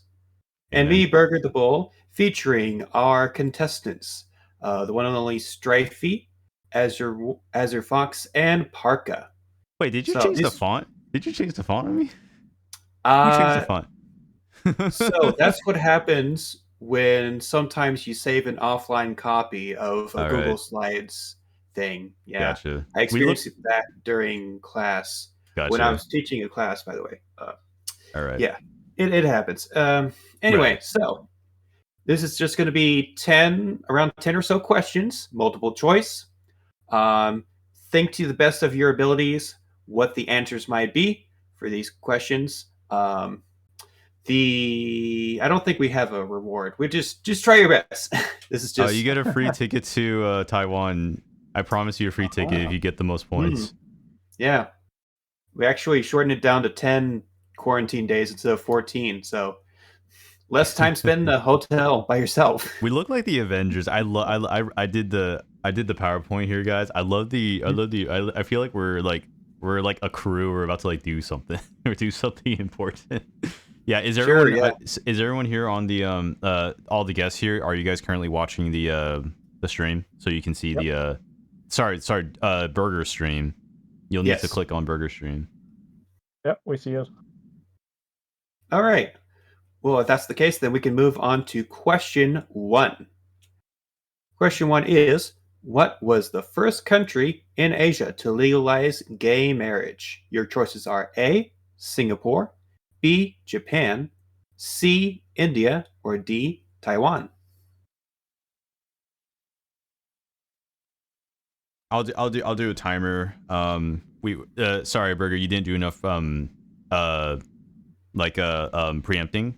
So for the rules, we'll probably give you about like 30 seconds to find an answer. Don't worry, I mean it's just trivia. So just kind of do your best guess. And then me and Burger will switch off questions. So I'll take on number 2, and then Burger, I'll let you know like when I'm done. Like I'll let you know to hit the slide. Yeah. So 30 seconds starting now. And then just shout out your answers if you think you know it. Like, yeah, you can contemplate, you can argue. That's part of the whole process. So Yeah, give us a little piece into your thinking process. I know that Taiwan was quite early, but I'm not sure if it was the first. Right. I thought definitely D. If I'm not mistaken, Taiwan is the only one in Asia right now. Could be. Who knows? Oh, you guys should. Yeah, we know. We just want to see if you know. Coyote's dying so hard. Zilvin is doing the furry adventure. Yeah. And audience, play with us. Audience, throw in your answers. If you're alive right now and you're in the audience, throw in your answers. Throw in your answers. We'll see if the audience can beat you. If you guys can beat the guests. Yeah, if you're alive. Yeah, if you're alive in the audience, yeah, go ahead and give your answer. If you're not alive and in the audience, don't say anything. 30 seconds is up, so let's hear our answers. Yeah, I would say D. All right, we're voting I'm sure D. it's D. Mm-hmm. So D, and then... Yeah, I'm going with D as well. I think Taiwan was the first one I heard about. I want to go with D. I'm going to vote for D too. Yeah, me too. Let's go for D. And that's it. Did anyone see? Good job, everyone. Did anyone see the colors? Like I picked matcha colors on purpose. And that's Google Slide's default. I just want to say that. All right, let's hit the next slide. Next slide. You can read the question. Right. Question 2. What food is pictured below? And the answer. I know the picture's a little bit small, but the answer choices are A, sticky tofu, B, biendang, also known as bento, C, lu rou fan, and then D, jjajangmian. And let me put the countdown. You have 30 seconds. I guess you know.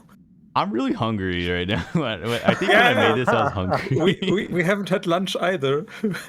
We will have lunch after this. Yeah, says he's confused. Yeah, because there will. Well, I mean, like, yeah. Stinky tofu. Who knows? That could be sticky tofu, and you just, I don't know. You make it look brown. Jjajangmian is so good. Oh my god, I've been eating that. C for cat.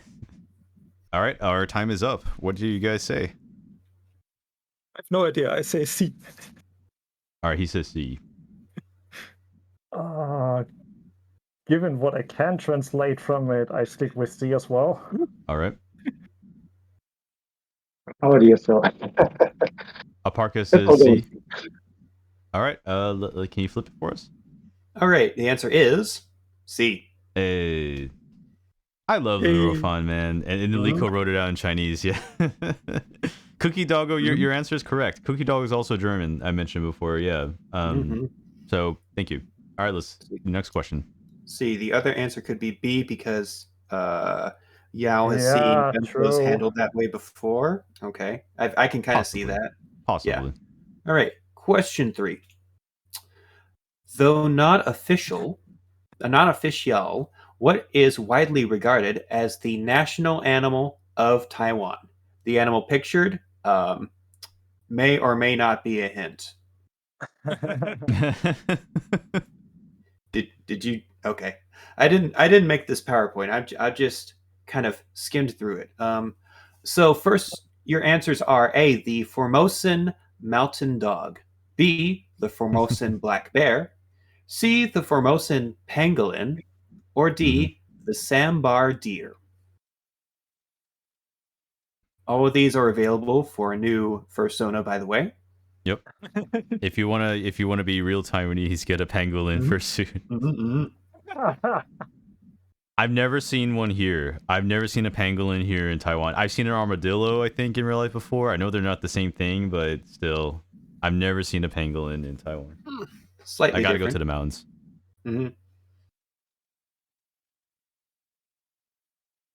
Kyoki says A. Yeah, if you're in the chat, yeah, throw your answers. Kyoki says A.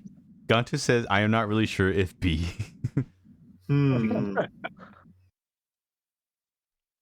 Liko said it in Mandarin, but we're not going to translate.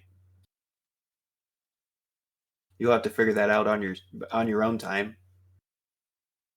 Sylvan said, ramen noodles.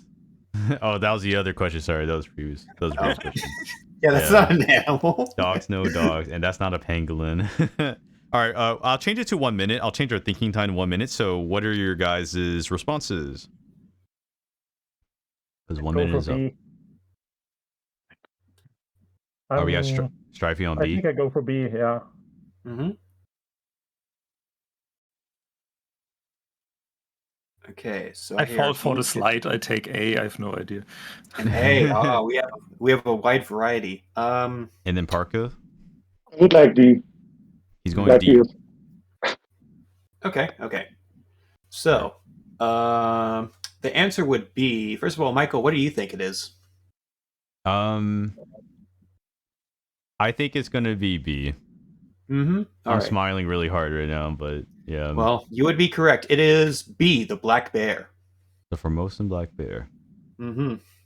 Yeah, they're the bear with like. I wish I had a picture of it. I didn't put it on here, but they have like a triangle, like a crest on their like front side. And I think JC, if JC's still in the chat, like, can you throw Taiwan bar or whatever? I think JC has like a channel where they talk a lot about Taiwan. And I think the mascot is a Taiwanese bear. So maybe I don't have the link on me right now. Sorry, but yeah, like yeah. So it's a thing. The Taiwanese bear is a mascot. Yeah. Let's see. Related to the moon bear. Ah, interesting. I've when I went to the Shanghai Zoo, I did see some sun bears and moon bears. Yeah. Mm-hmm. Also, if this answer is wrong, like for Yao and Jordan and JC and Sylvan, Taiwan bar, thank you. If this answer is wrong, then you can slap me because I did a little bit of research and I was like, okay, I'm pretty sure this is the quote unquote unofficial mascot / animal of Taiwan. But anyway, I digress. Next slide, I guess. Go ahead and take the next question then. Right. Question 4. What song often plays when the garbage truck arrives? Ode to Joy, B, Chopin Nocturne, Opus number 9, number 2, C, Fur Elise, and D, Moonlight Sonata. So, okay, so this is like, okay, I actually want to hand this over to Jordan. Jordan, do you want to explain why this is a thing? If Jordan's still in the chat, can you tell? Like, I'm done. I just want other people to like speak because interaction. But Jordan, why is this a thing? Why am I asking this question? And can you tell us about taking out the trash in Taiwan? If you're still in the audience, I think Jordan is still in the audience. Yeah, he's still in the audience. There's a reason why I asked this question. Taiyuki says, I want it to be D, but I think it's B. I love the question, man. I love it. Something I just realized. So, since y'all are Germans, are we missing an umlaut on Furry? Yeah, it's pure Elise. You need 2 points above the U, but it's I think in English you write it that way. Right. That's why mostly we don't write the umlauts. Now see, this is too hard. This is the furry cover for Elise. Yeah, right. JC said it's too. Have you guys? Okay, quick question. Have you for the Germans in the audience? Have you guys actually listened to a garbage truck passing by in Taiwan? Have you guys actually? Yeah. You have. Okay. And I know I was very puzzled. We'll give it like maybe 20 more seconds. Jordan says, I don't know, the truck came at a set time. It's just a sound to remind you the truck is coming. Because you throw away your trash like in Taiwan, like you throw away almost on a daily basis. So when you want to know the garbage truck is coming, they play this song. And our time is up. So what do you guys say? C. Probably C. My first thought was A because I think it's a very international piece, but I have no idea. It is very international. It is. Yeah. It's an official Christmas song in Japan, I believe. I did not know that. Have Jingle Bell, and you have and it's C. All right. A is too epic. They did play Chopin Nocturne Opus 9 number 2 on the MRT. If you actually remember, there are some stations that will play Chopin. There are some, and I think there is like a station that plays Moonlight Sonata. I'm pretty sure there is. Yeah. All right. Next question. Oh, I have a actually- short counter question. Does everyone in the whole world, if you learn to play the piano, has to play Furry first? Because that's what they're doing over here. Really? Yeah. I learned no idea. piano. I never learned the piano, but I know people who did. And one of the first thing you learn to play is Furry. So that means Lucy from Switzerland. By the way, Lucy is not really a furry, but she's one of my clients. I asked her to come. Lucy from Switzerland says, yes, I played it. Ah ha ha. I played the piano for 3 months. Probably this piece is too advanced for me, but for release, I would imagine is up there. Yeah, for release would be up there. And we did not learn it. Okay. It's pretty standard, like Western European music theory kind of stuff that you study. But let's move on to question number 5. I tricked you. No choices this time. Try to guess. So, get your thinking caps on the Taipei MRT. What languages are spoken by the announcer? It is more than 2, I will say. You didn't trick them. I tricked them because I wrote this. We tricked you. This question is going to be hard. I know JC is probably going to like yell at me for asking this question, but yeah. Why would he be mad? Yeah, of course it was Mandarin and English, but what's the third one? I have no idea. Ruh-roh. Ruh-roh.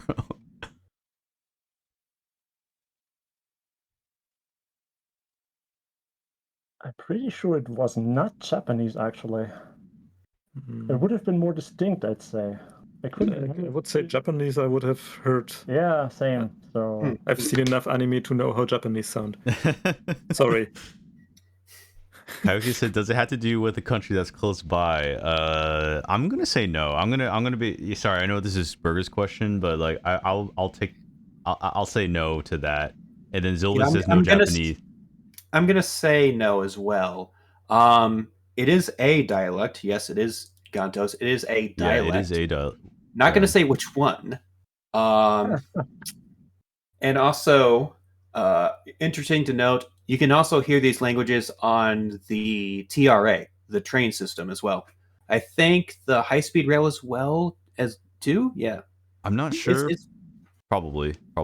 I've taken the HSR. I just Okay, and then Jordan says, 我记得之前有一段时间有在中山. He says like at Jordan says for Japanese there was a time that they had Japanese there's a time they had Japanese playing at a station called Zhongshan MRT station. That's what he thinks, but that's not really related to our discussion technically. But our time is up. Okay, so give us the languages that they speak on the MRT. Who wants to start?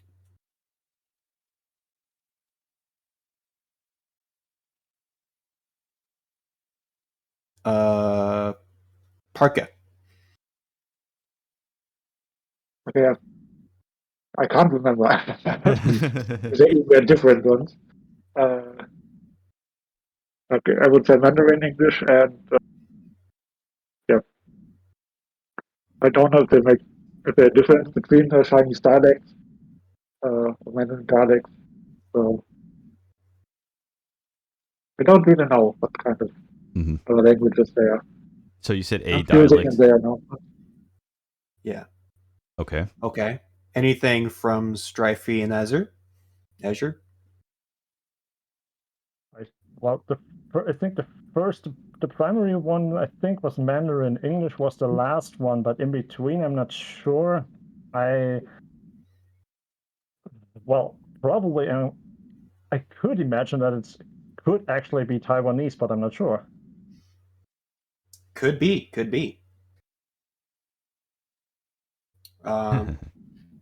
So it seems like we had no one give the full answer of all of them, so I'll go ahead and explain. So, on the Taipei MRT, the languages spoken by the announcer are as followed: Mandarin Chinese, English, Taiwanese Hokkien, and Hakka. Haka. Uh-huh. Okay. Yeah, So the last one's Haka. The last one usually messes people up. They usually don't get that. Yeah, Mhm. yeah. And then So- Jordan. Oh, sorry. Go ahead, Burger. yeah, I was just gonna ask you actually. So, Michael, can you explain a little bit of what Haka is?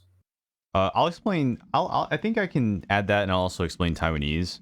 Like I'll add on to your question. Mhm. Again, Jordan can probably correct me if I'm wrong, but I think they do Mandarin first, then English, then they do Taiwanese / Hokkien. We don't call it Hokkien in Taiwan, but they call it Hokkien in Singapore and Malaysia. And then Hakka. Hakka is another dialect spoken by another like language group, a linguistic language group called the Hakka. So Hakka is both the name of like their dialect and the name of the people. So they're a subgroup of the Han people, just like how Hoklo is a subgroup of the Han people as well. Yeah, Kut, yeah. So that's another dialect spoken in Taiwanese in Taiwan. But it's definitely a minority. I mean, I would say only like what 8 to 15% of Taiwanese people can actually speak Hakka fluently. It's a very, very small number, but they have it on there. And then June says, on some Shikansen announcements, they use Japanese, English, Chinese, and Korean. Cool. I did not know that. Mhm.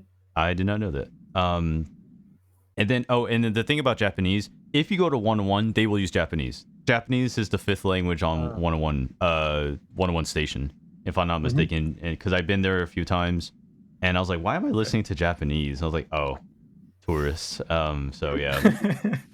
Yeah. Sorry. All Okay. right, so let's go to question 6. Yes. So this is the part where the audience, if you are Taiwanese or if you live in Taiwan, come up with a question for us. So this is like Zilvin, Yao, and Jordan. Who else do we have? I think Liko. Are you still here? Liko's still here. Rick. Rick is from Malaysia. Yeah. If you come up with a question, you can Google it right now if you want to, and then PM me that question. Because like if you throw the question into, well, I'll throw the question back into chat, but PM me the question and the answer. If you know my Telegram, which you should, just PM me that question. But yeah, we'd like to take a question from the audience. Everyone's doing well. Man, pat on the back. Yeah, everyone's doing well, dude. Someone's gonna win a all expenses paid trip to Taiwan soon. And I'm gonna be poor. My bank account's about to hurt. Oh my gosh. No, that's okay. We can probably find a loan shark somewhere. Yeah. I want to hear a question from either Jordan or Zilvin, though. I think that'd be pretty funny.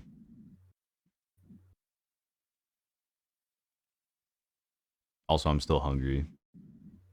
I am. Yeah. Okay, I got a question from Yao. So if Jordan or Zilvin, if you're still writing a question, definitely still send me that question. I'll take Yao's question first, so we can just move on.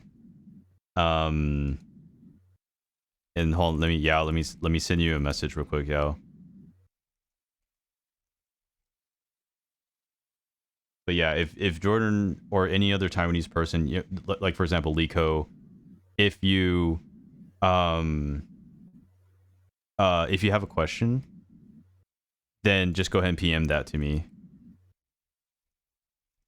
And then, like I said, Yao, I just PM'd you. I'm gonna open myself a cup noodle. Yeah, I do like instant noodles. Taiwan's instant noodle game is pretty good. Man, shout out to the revolving image there for our logo. I don't know if anyone's paying attention, but it actually switches from the Twitter link back to the logo. I set it to switch like every 5 minutes. So yeah, it's fancy technology.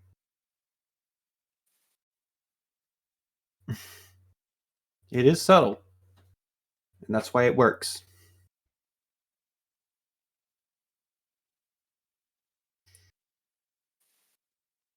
And yeah, we do have time for another bonus question after this one. So that's why we say to keep your questions at bay. Jonas said he doesn't have a question. That's okay. That's okay. Yeah, trivia is hard. It's hard to come up with some of these trivia questions. I used to do a little Jeopardy parody kind of a thing at so with the BronyCon that was in Dallas, around the Dallas area. I have a question. Yes. Hate to interrupt you, but well, here. Okay, so I'll save JC's question for the next part. I'm gonna use Yao's question. He came first, so I'm gonna modify your question a little bit. Yao says, so I'm gonna modify the question actually. So he says, out of this list, what is the most popular convenience store in Taiwan? 7-Eleven, Family Mart, High Life, or OK Mart? And I can repeat that if you need me to. 7-Eleven, Family Mart, High Life, or OK Mart? What is the most popular convenience store in Taiwan? See, this one I don't even know. I've been to all 4 of these, and I don't know what the answer would be. I've been to all 4 as well. I remember when we went around Taiwan, we saw a 7-Eleven almost everywhere.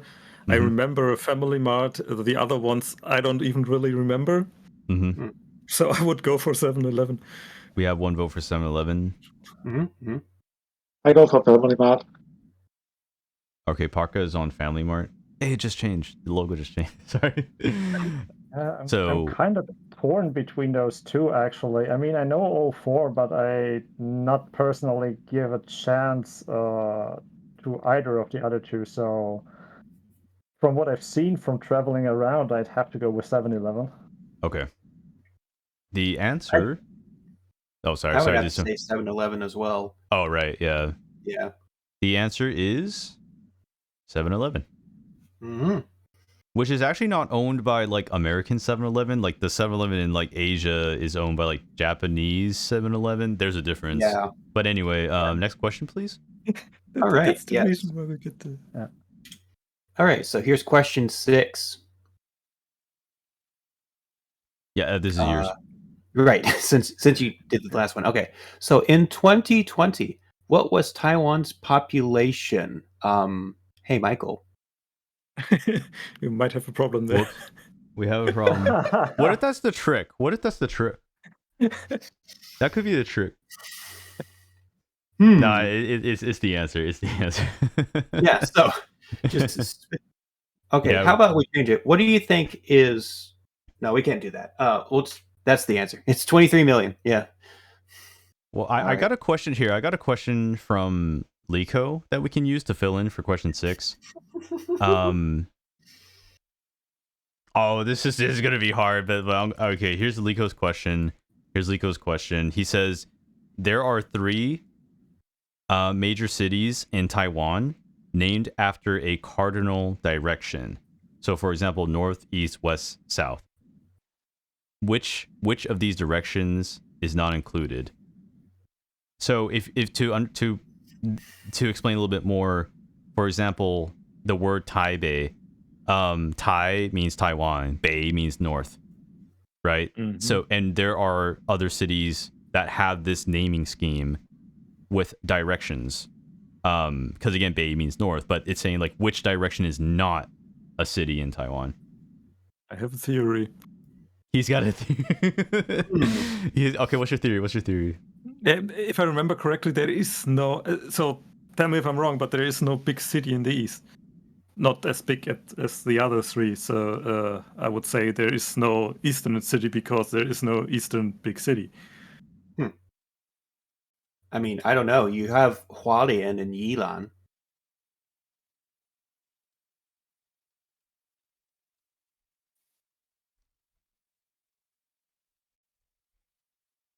I go for east.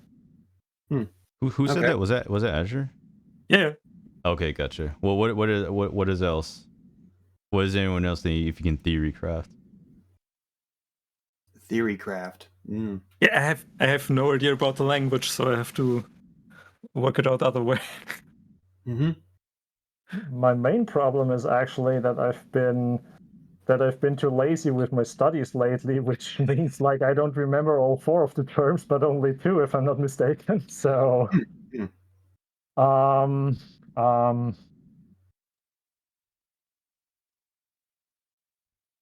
Hey, I'd go for West. weren't you the group that went around the island? So didn't you pass through these cities? I didn't pass through all cities, but actually I go for West. All right, we have an answer for East. We have an answer for West. I have no idea.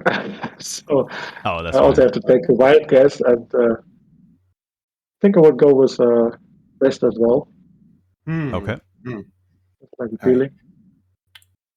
So from what I remember, there are 3 major cities along the island, along the west coast. So you have Taipei, you have Taichung, which is technically the middle. Does that count as a cardinal direction? No. And then you have Tainan. And then you have one on the east side. I don't know if there's a big city there, but there is Taidong. Are we ready for the answer? Yeah. All right. The answer is West. Because there is no Taixi. Mm-hmm. None was south, right? West. Mm-hmm. Yeah, because there's, Taipei, Tainan, Taidong, but there's no Taixi. Mm-hmm. And yeah, so that is that. Okay. I think I even asked my teacher that, like, why is there no Taixi? I forgot what they said. Anyway. It's probably because most of the population is on the west coast. But yeah, I'll take the next question, which is question 7. In 2020, Taiwan had a lengthy COVID-free streak. Do you know how long it was? How long has Taiwan, so this started in April of 2020. Since April of 2020 until whenever, how long was Taiwan basically free of COVID? Like 0 cases. Okay, I think JC's gonna slap me again. I think JC's gonna like, no, this is too hard. This is too hard. I gave them a hint though. I didn't want to just make it that random. Don't underestimate how closely we looked at the counts in Taiwan, because you made it right. We made it wrong. Sylvan says, yeah, too hard. Oh, God. But still, it's hard. Because we're so frustrated by that. Right. So your choices are 12 months, 5 months, 8 months, and 13 months.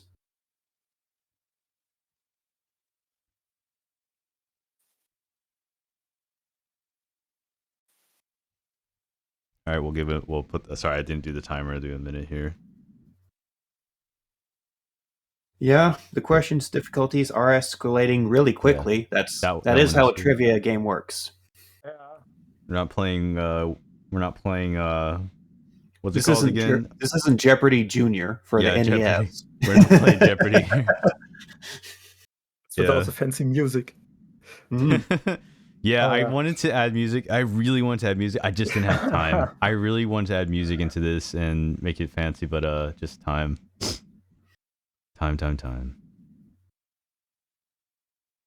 I'm having fun though. Yeah, thank you guys for being here and all that. Well, I mean, we'll say that for the end, but no, I'm glad that you're subjecting yourself to the torture of Taiwanese trivia.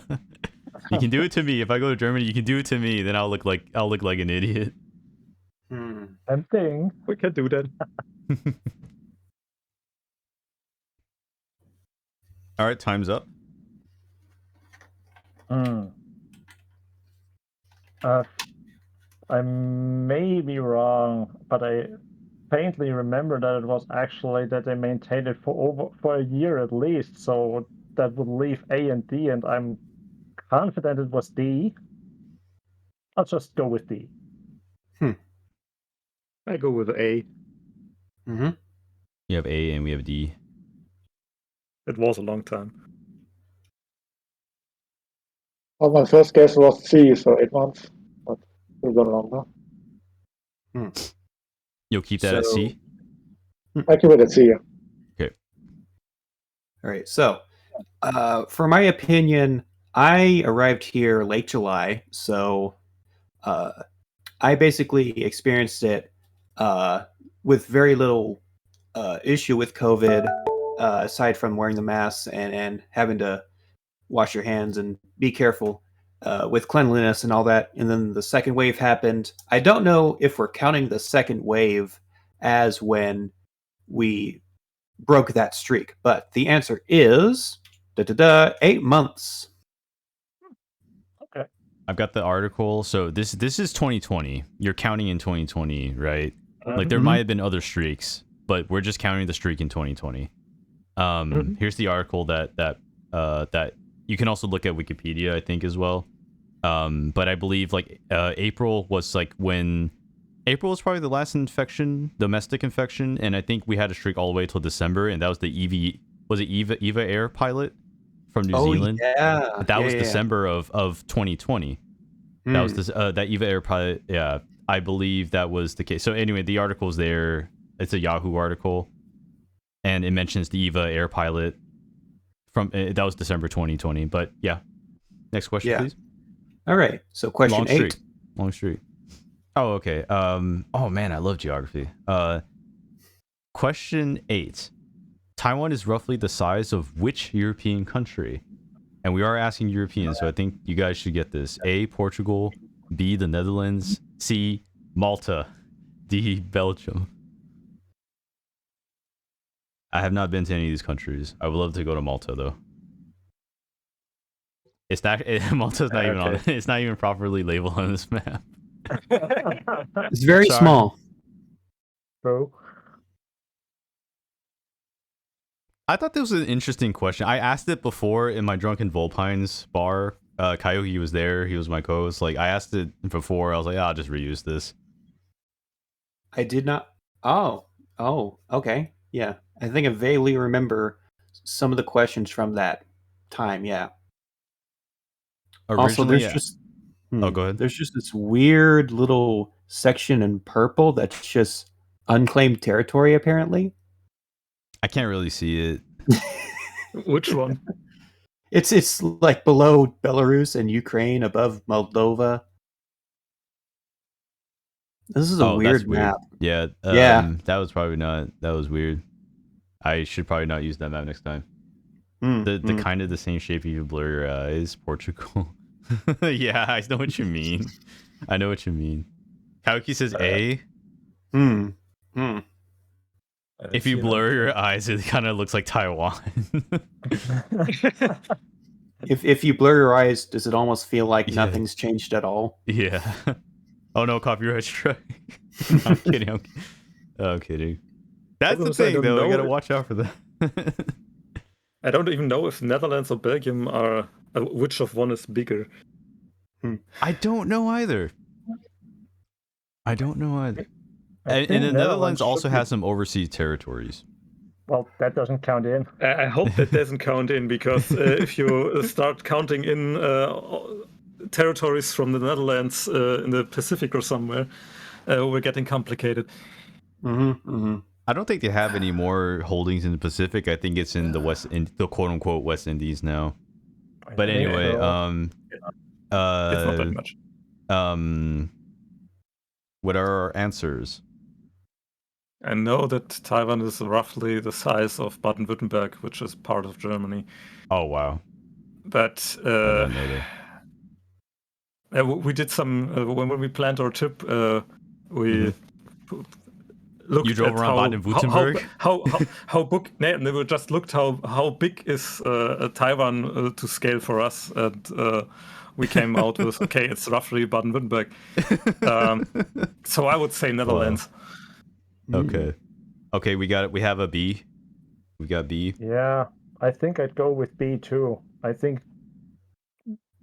A is tempting by the shape, but I think it's just a tad too big. Given if you compare the length from along the coast side, it's too big. Okay. I guess we're talking about land size here and not borders or something. Yeah, we're just pure land size. I go for B. Yeah. Oh, we have a B and a D. No, both are B. We have two Bs. Oh, two Bs. Sorry. Yep. How about Parca? My first thought was Netherlands, so B as well. All right. Okay.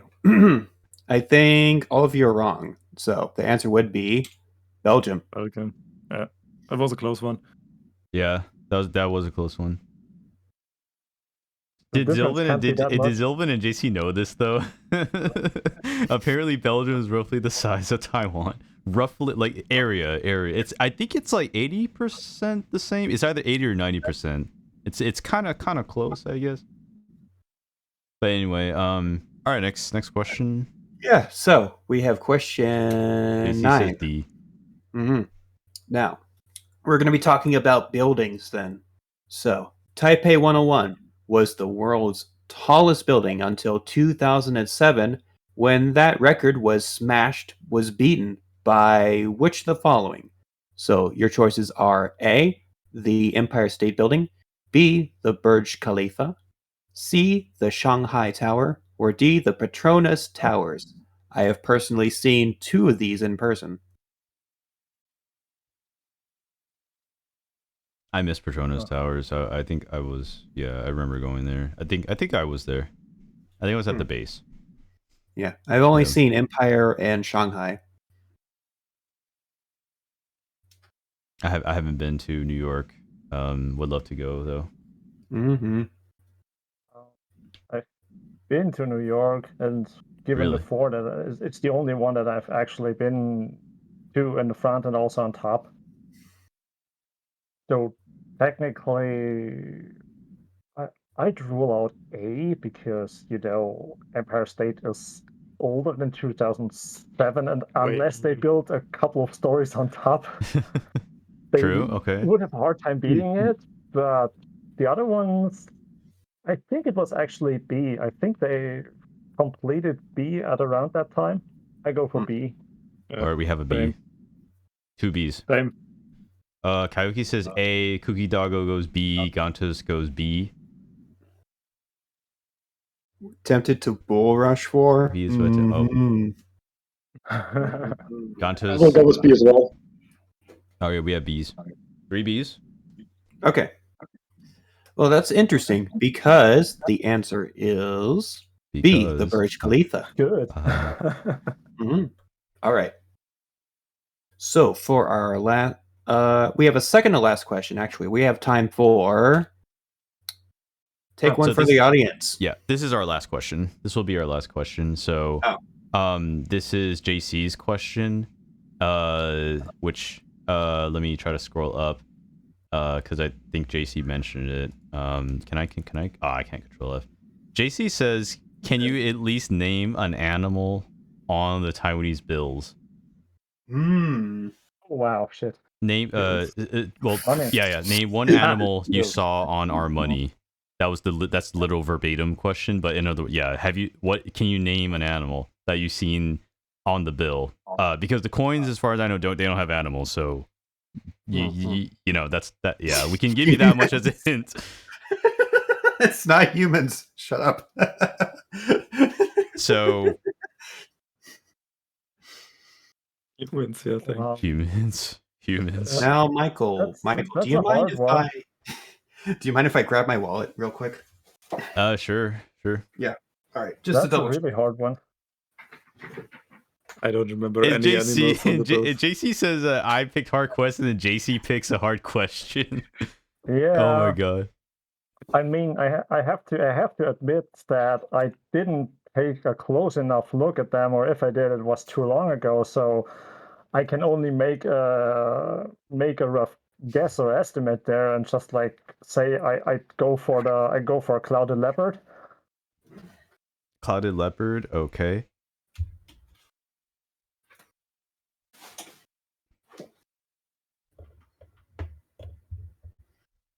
Okay. Well, I grabbed my wallet. Did I miss anything? No, we have one guess for clouded leopard. That was basically it, though. Okay. Let's see.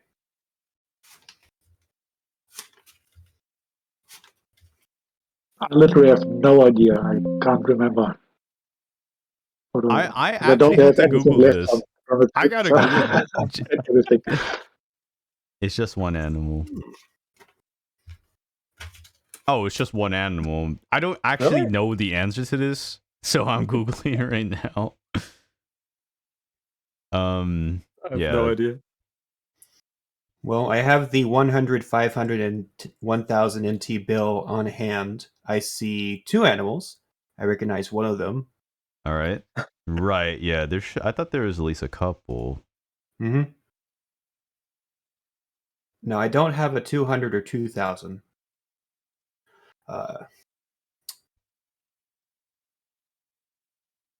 Well, can we we're just a little bit over, so I think Sylvan/JC, could you guys give us our answer so we can kind of wrap this up?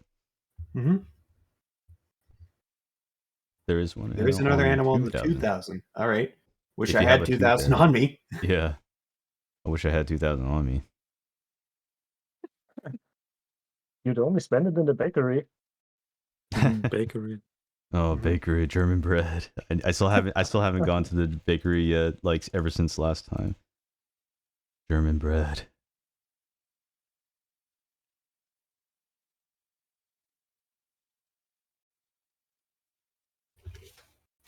And again, thank you, audience, for playing along with us. Thank you. Well, we're waiting for Zylvan and JC to reveal the answer. Mm-hmm. If you guys can tell us the answer in the next couple minutes.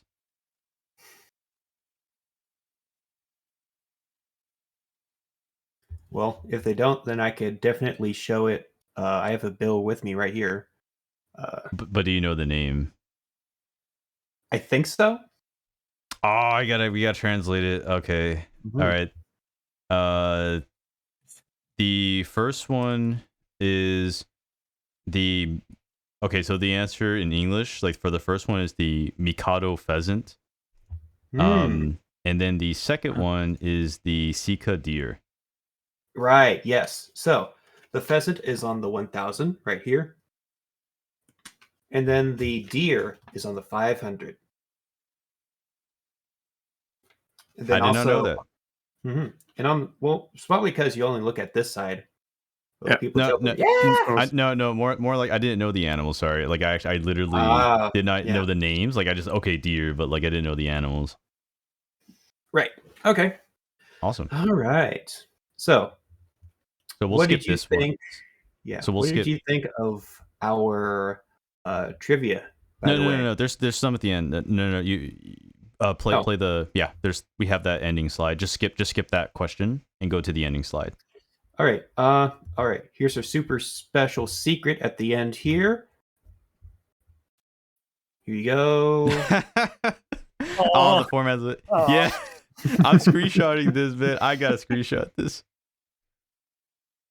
Oh my gosh. Also, I'm not sure if this is intentional, but the thank you for playing being slightly out of the border, that actually kind of fits. Yeah, that was not intentional. But yeah, like okay, so does Parca? I think Parca should explain this. Like, why is this funny? While you're explaining it, I have to go to the bathroom real quick. Sure. I don't know, it's funny, but for me it was a sad day. Oh. That was the last day in the hotel. Had to leave Taiwan and thought, okay, let's bring out the suit one more time and take some pictures showing that I enjoyed the time, really missing, and hope I have the chance to come back again one day. Oh yes, for sure. Who took the photo for you? Was someone with you? It was me. Oh, yeah. So you guys were like were you literally like the last like 3 people there? More or less. Wow. Yeah, at least Furry. Yeah. That's crazy. That's crazy. All right, That's Cookie Doggo's going out. Thank you, Cookie Doggo. I appreciate the audience. Like I know Cookie Doggo needs to lead. Thank you, man, for coming. He was like I said, he was another German fur who joined us tonight. Yeah, I remember this picture. I was like, you know what? I was making the PowerPoint last night and this afternoon, and I'm like, you know, I gotta throw this in. No, but thank you guys for the trivia. I believe Burger was asking the question like, what did you guys think about the trivia?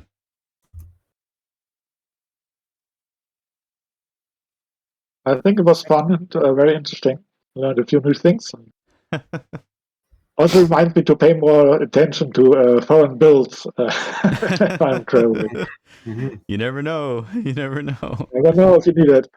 Yeah. I'm not I have sure. to What's say- the total calculation for people who got answers? Was it like how, did you get 6 right, Parca? Did someone get 6 or 7? Like I wasn't counting. I wasn't counting. All right. Guess you have to pay a ticket for everyone. Yeah. Oh, yeah. Yeah. All right. Group discount. I've Group got discount.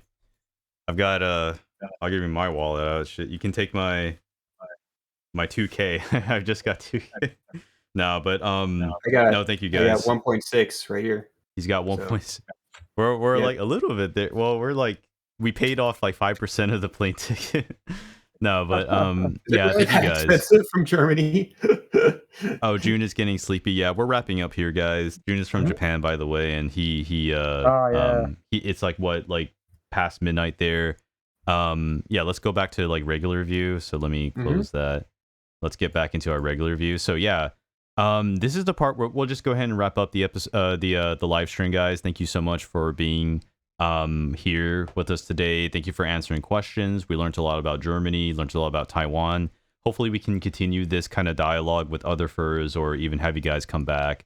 Our next live stream will be in March, because we do at least one live stream, and that's going to be Asian furs, Asian/Asian American furs, and how does it feel to be in that sort of category?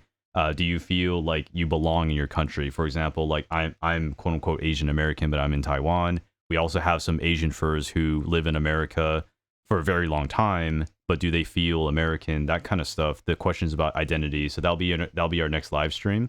The date is TBD, but that's coming up.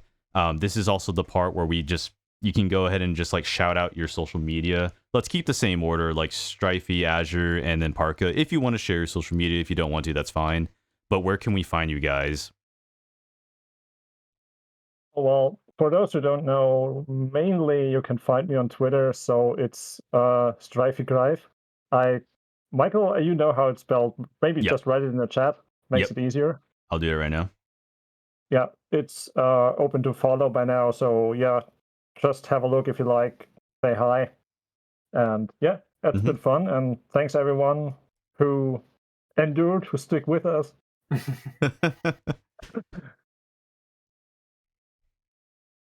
Yeah. I have a Twitter also, but it's closed. It's not that real private, but it's not real open. So Sure. We respect that. So yeah, if anyone has questions, can just relay them. I would say if anyone wants to talk to me, just relay them through my Telegram.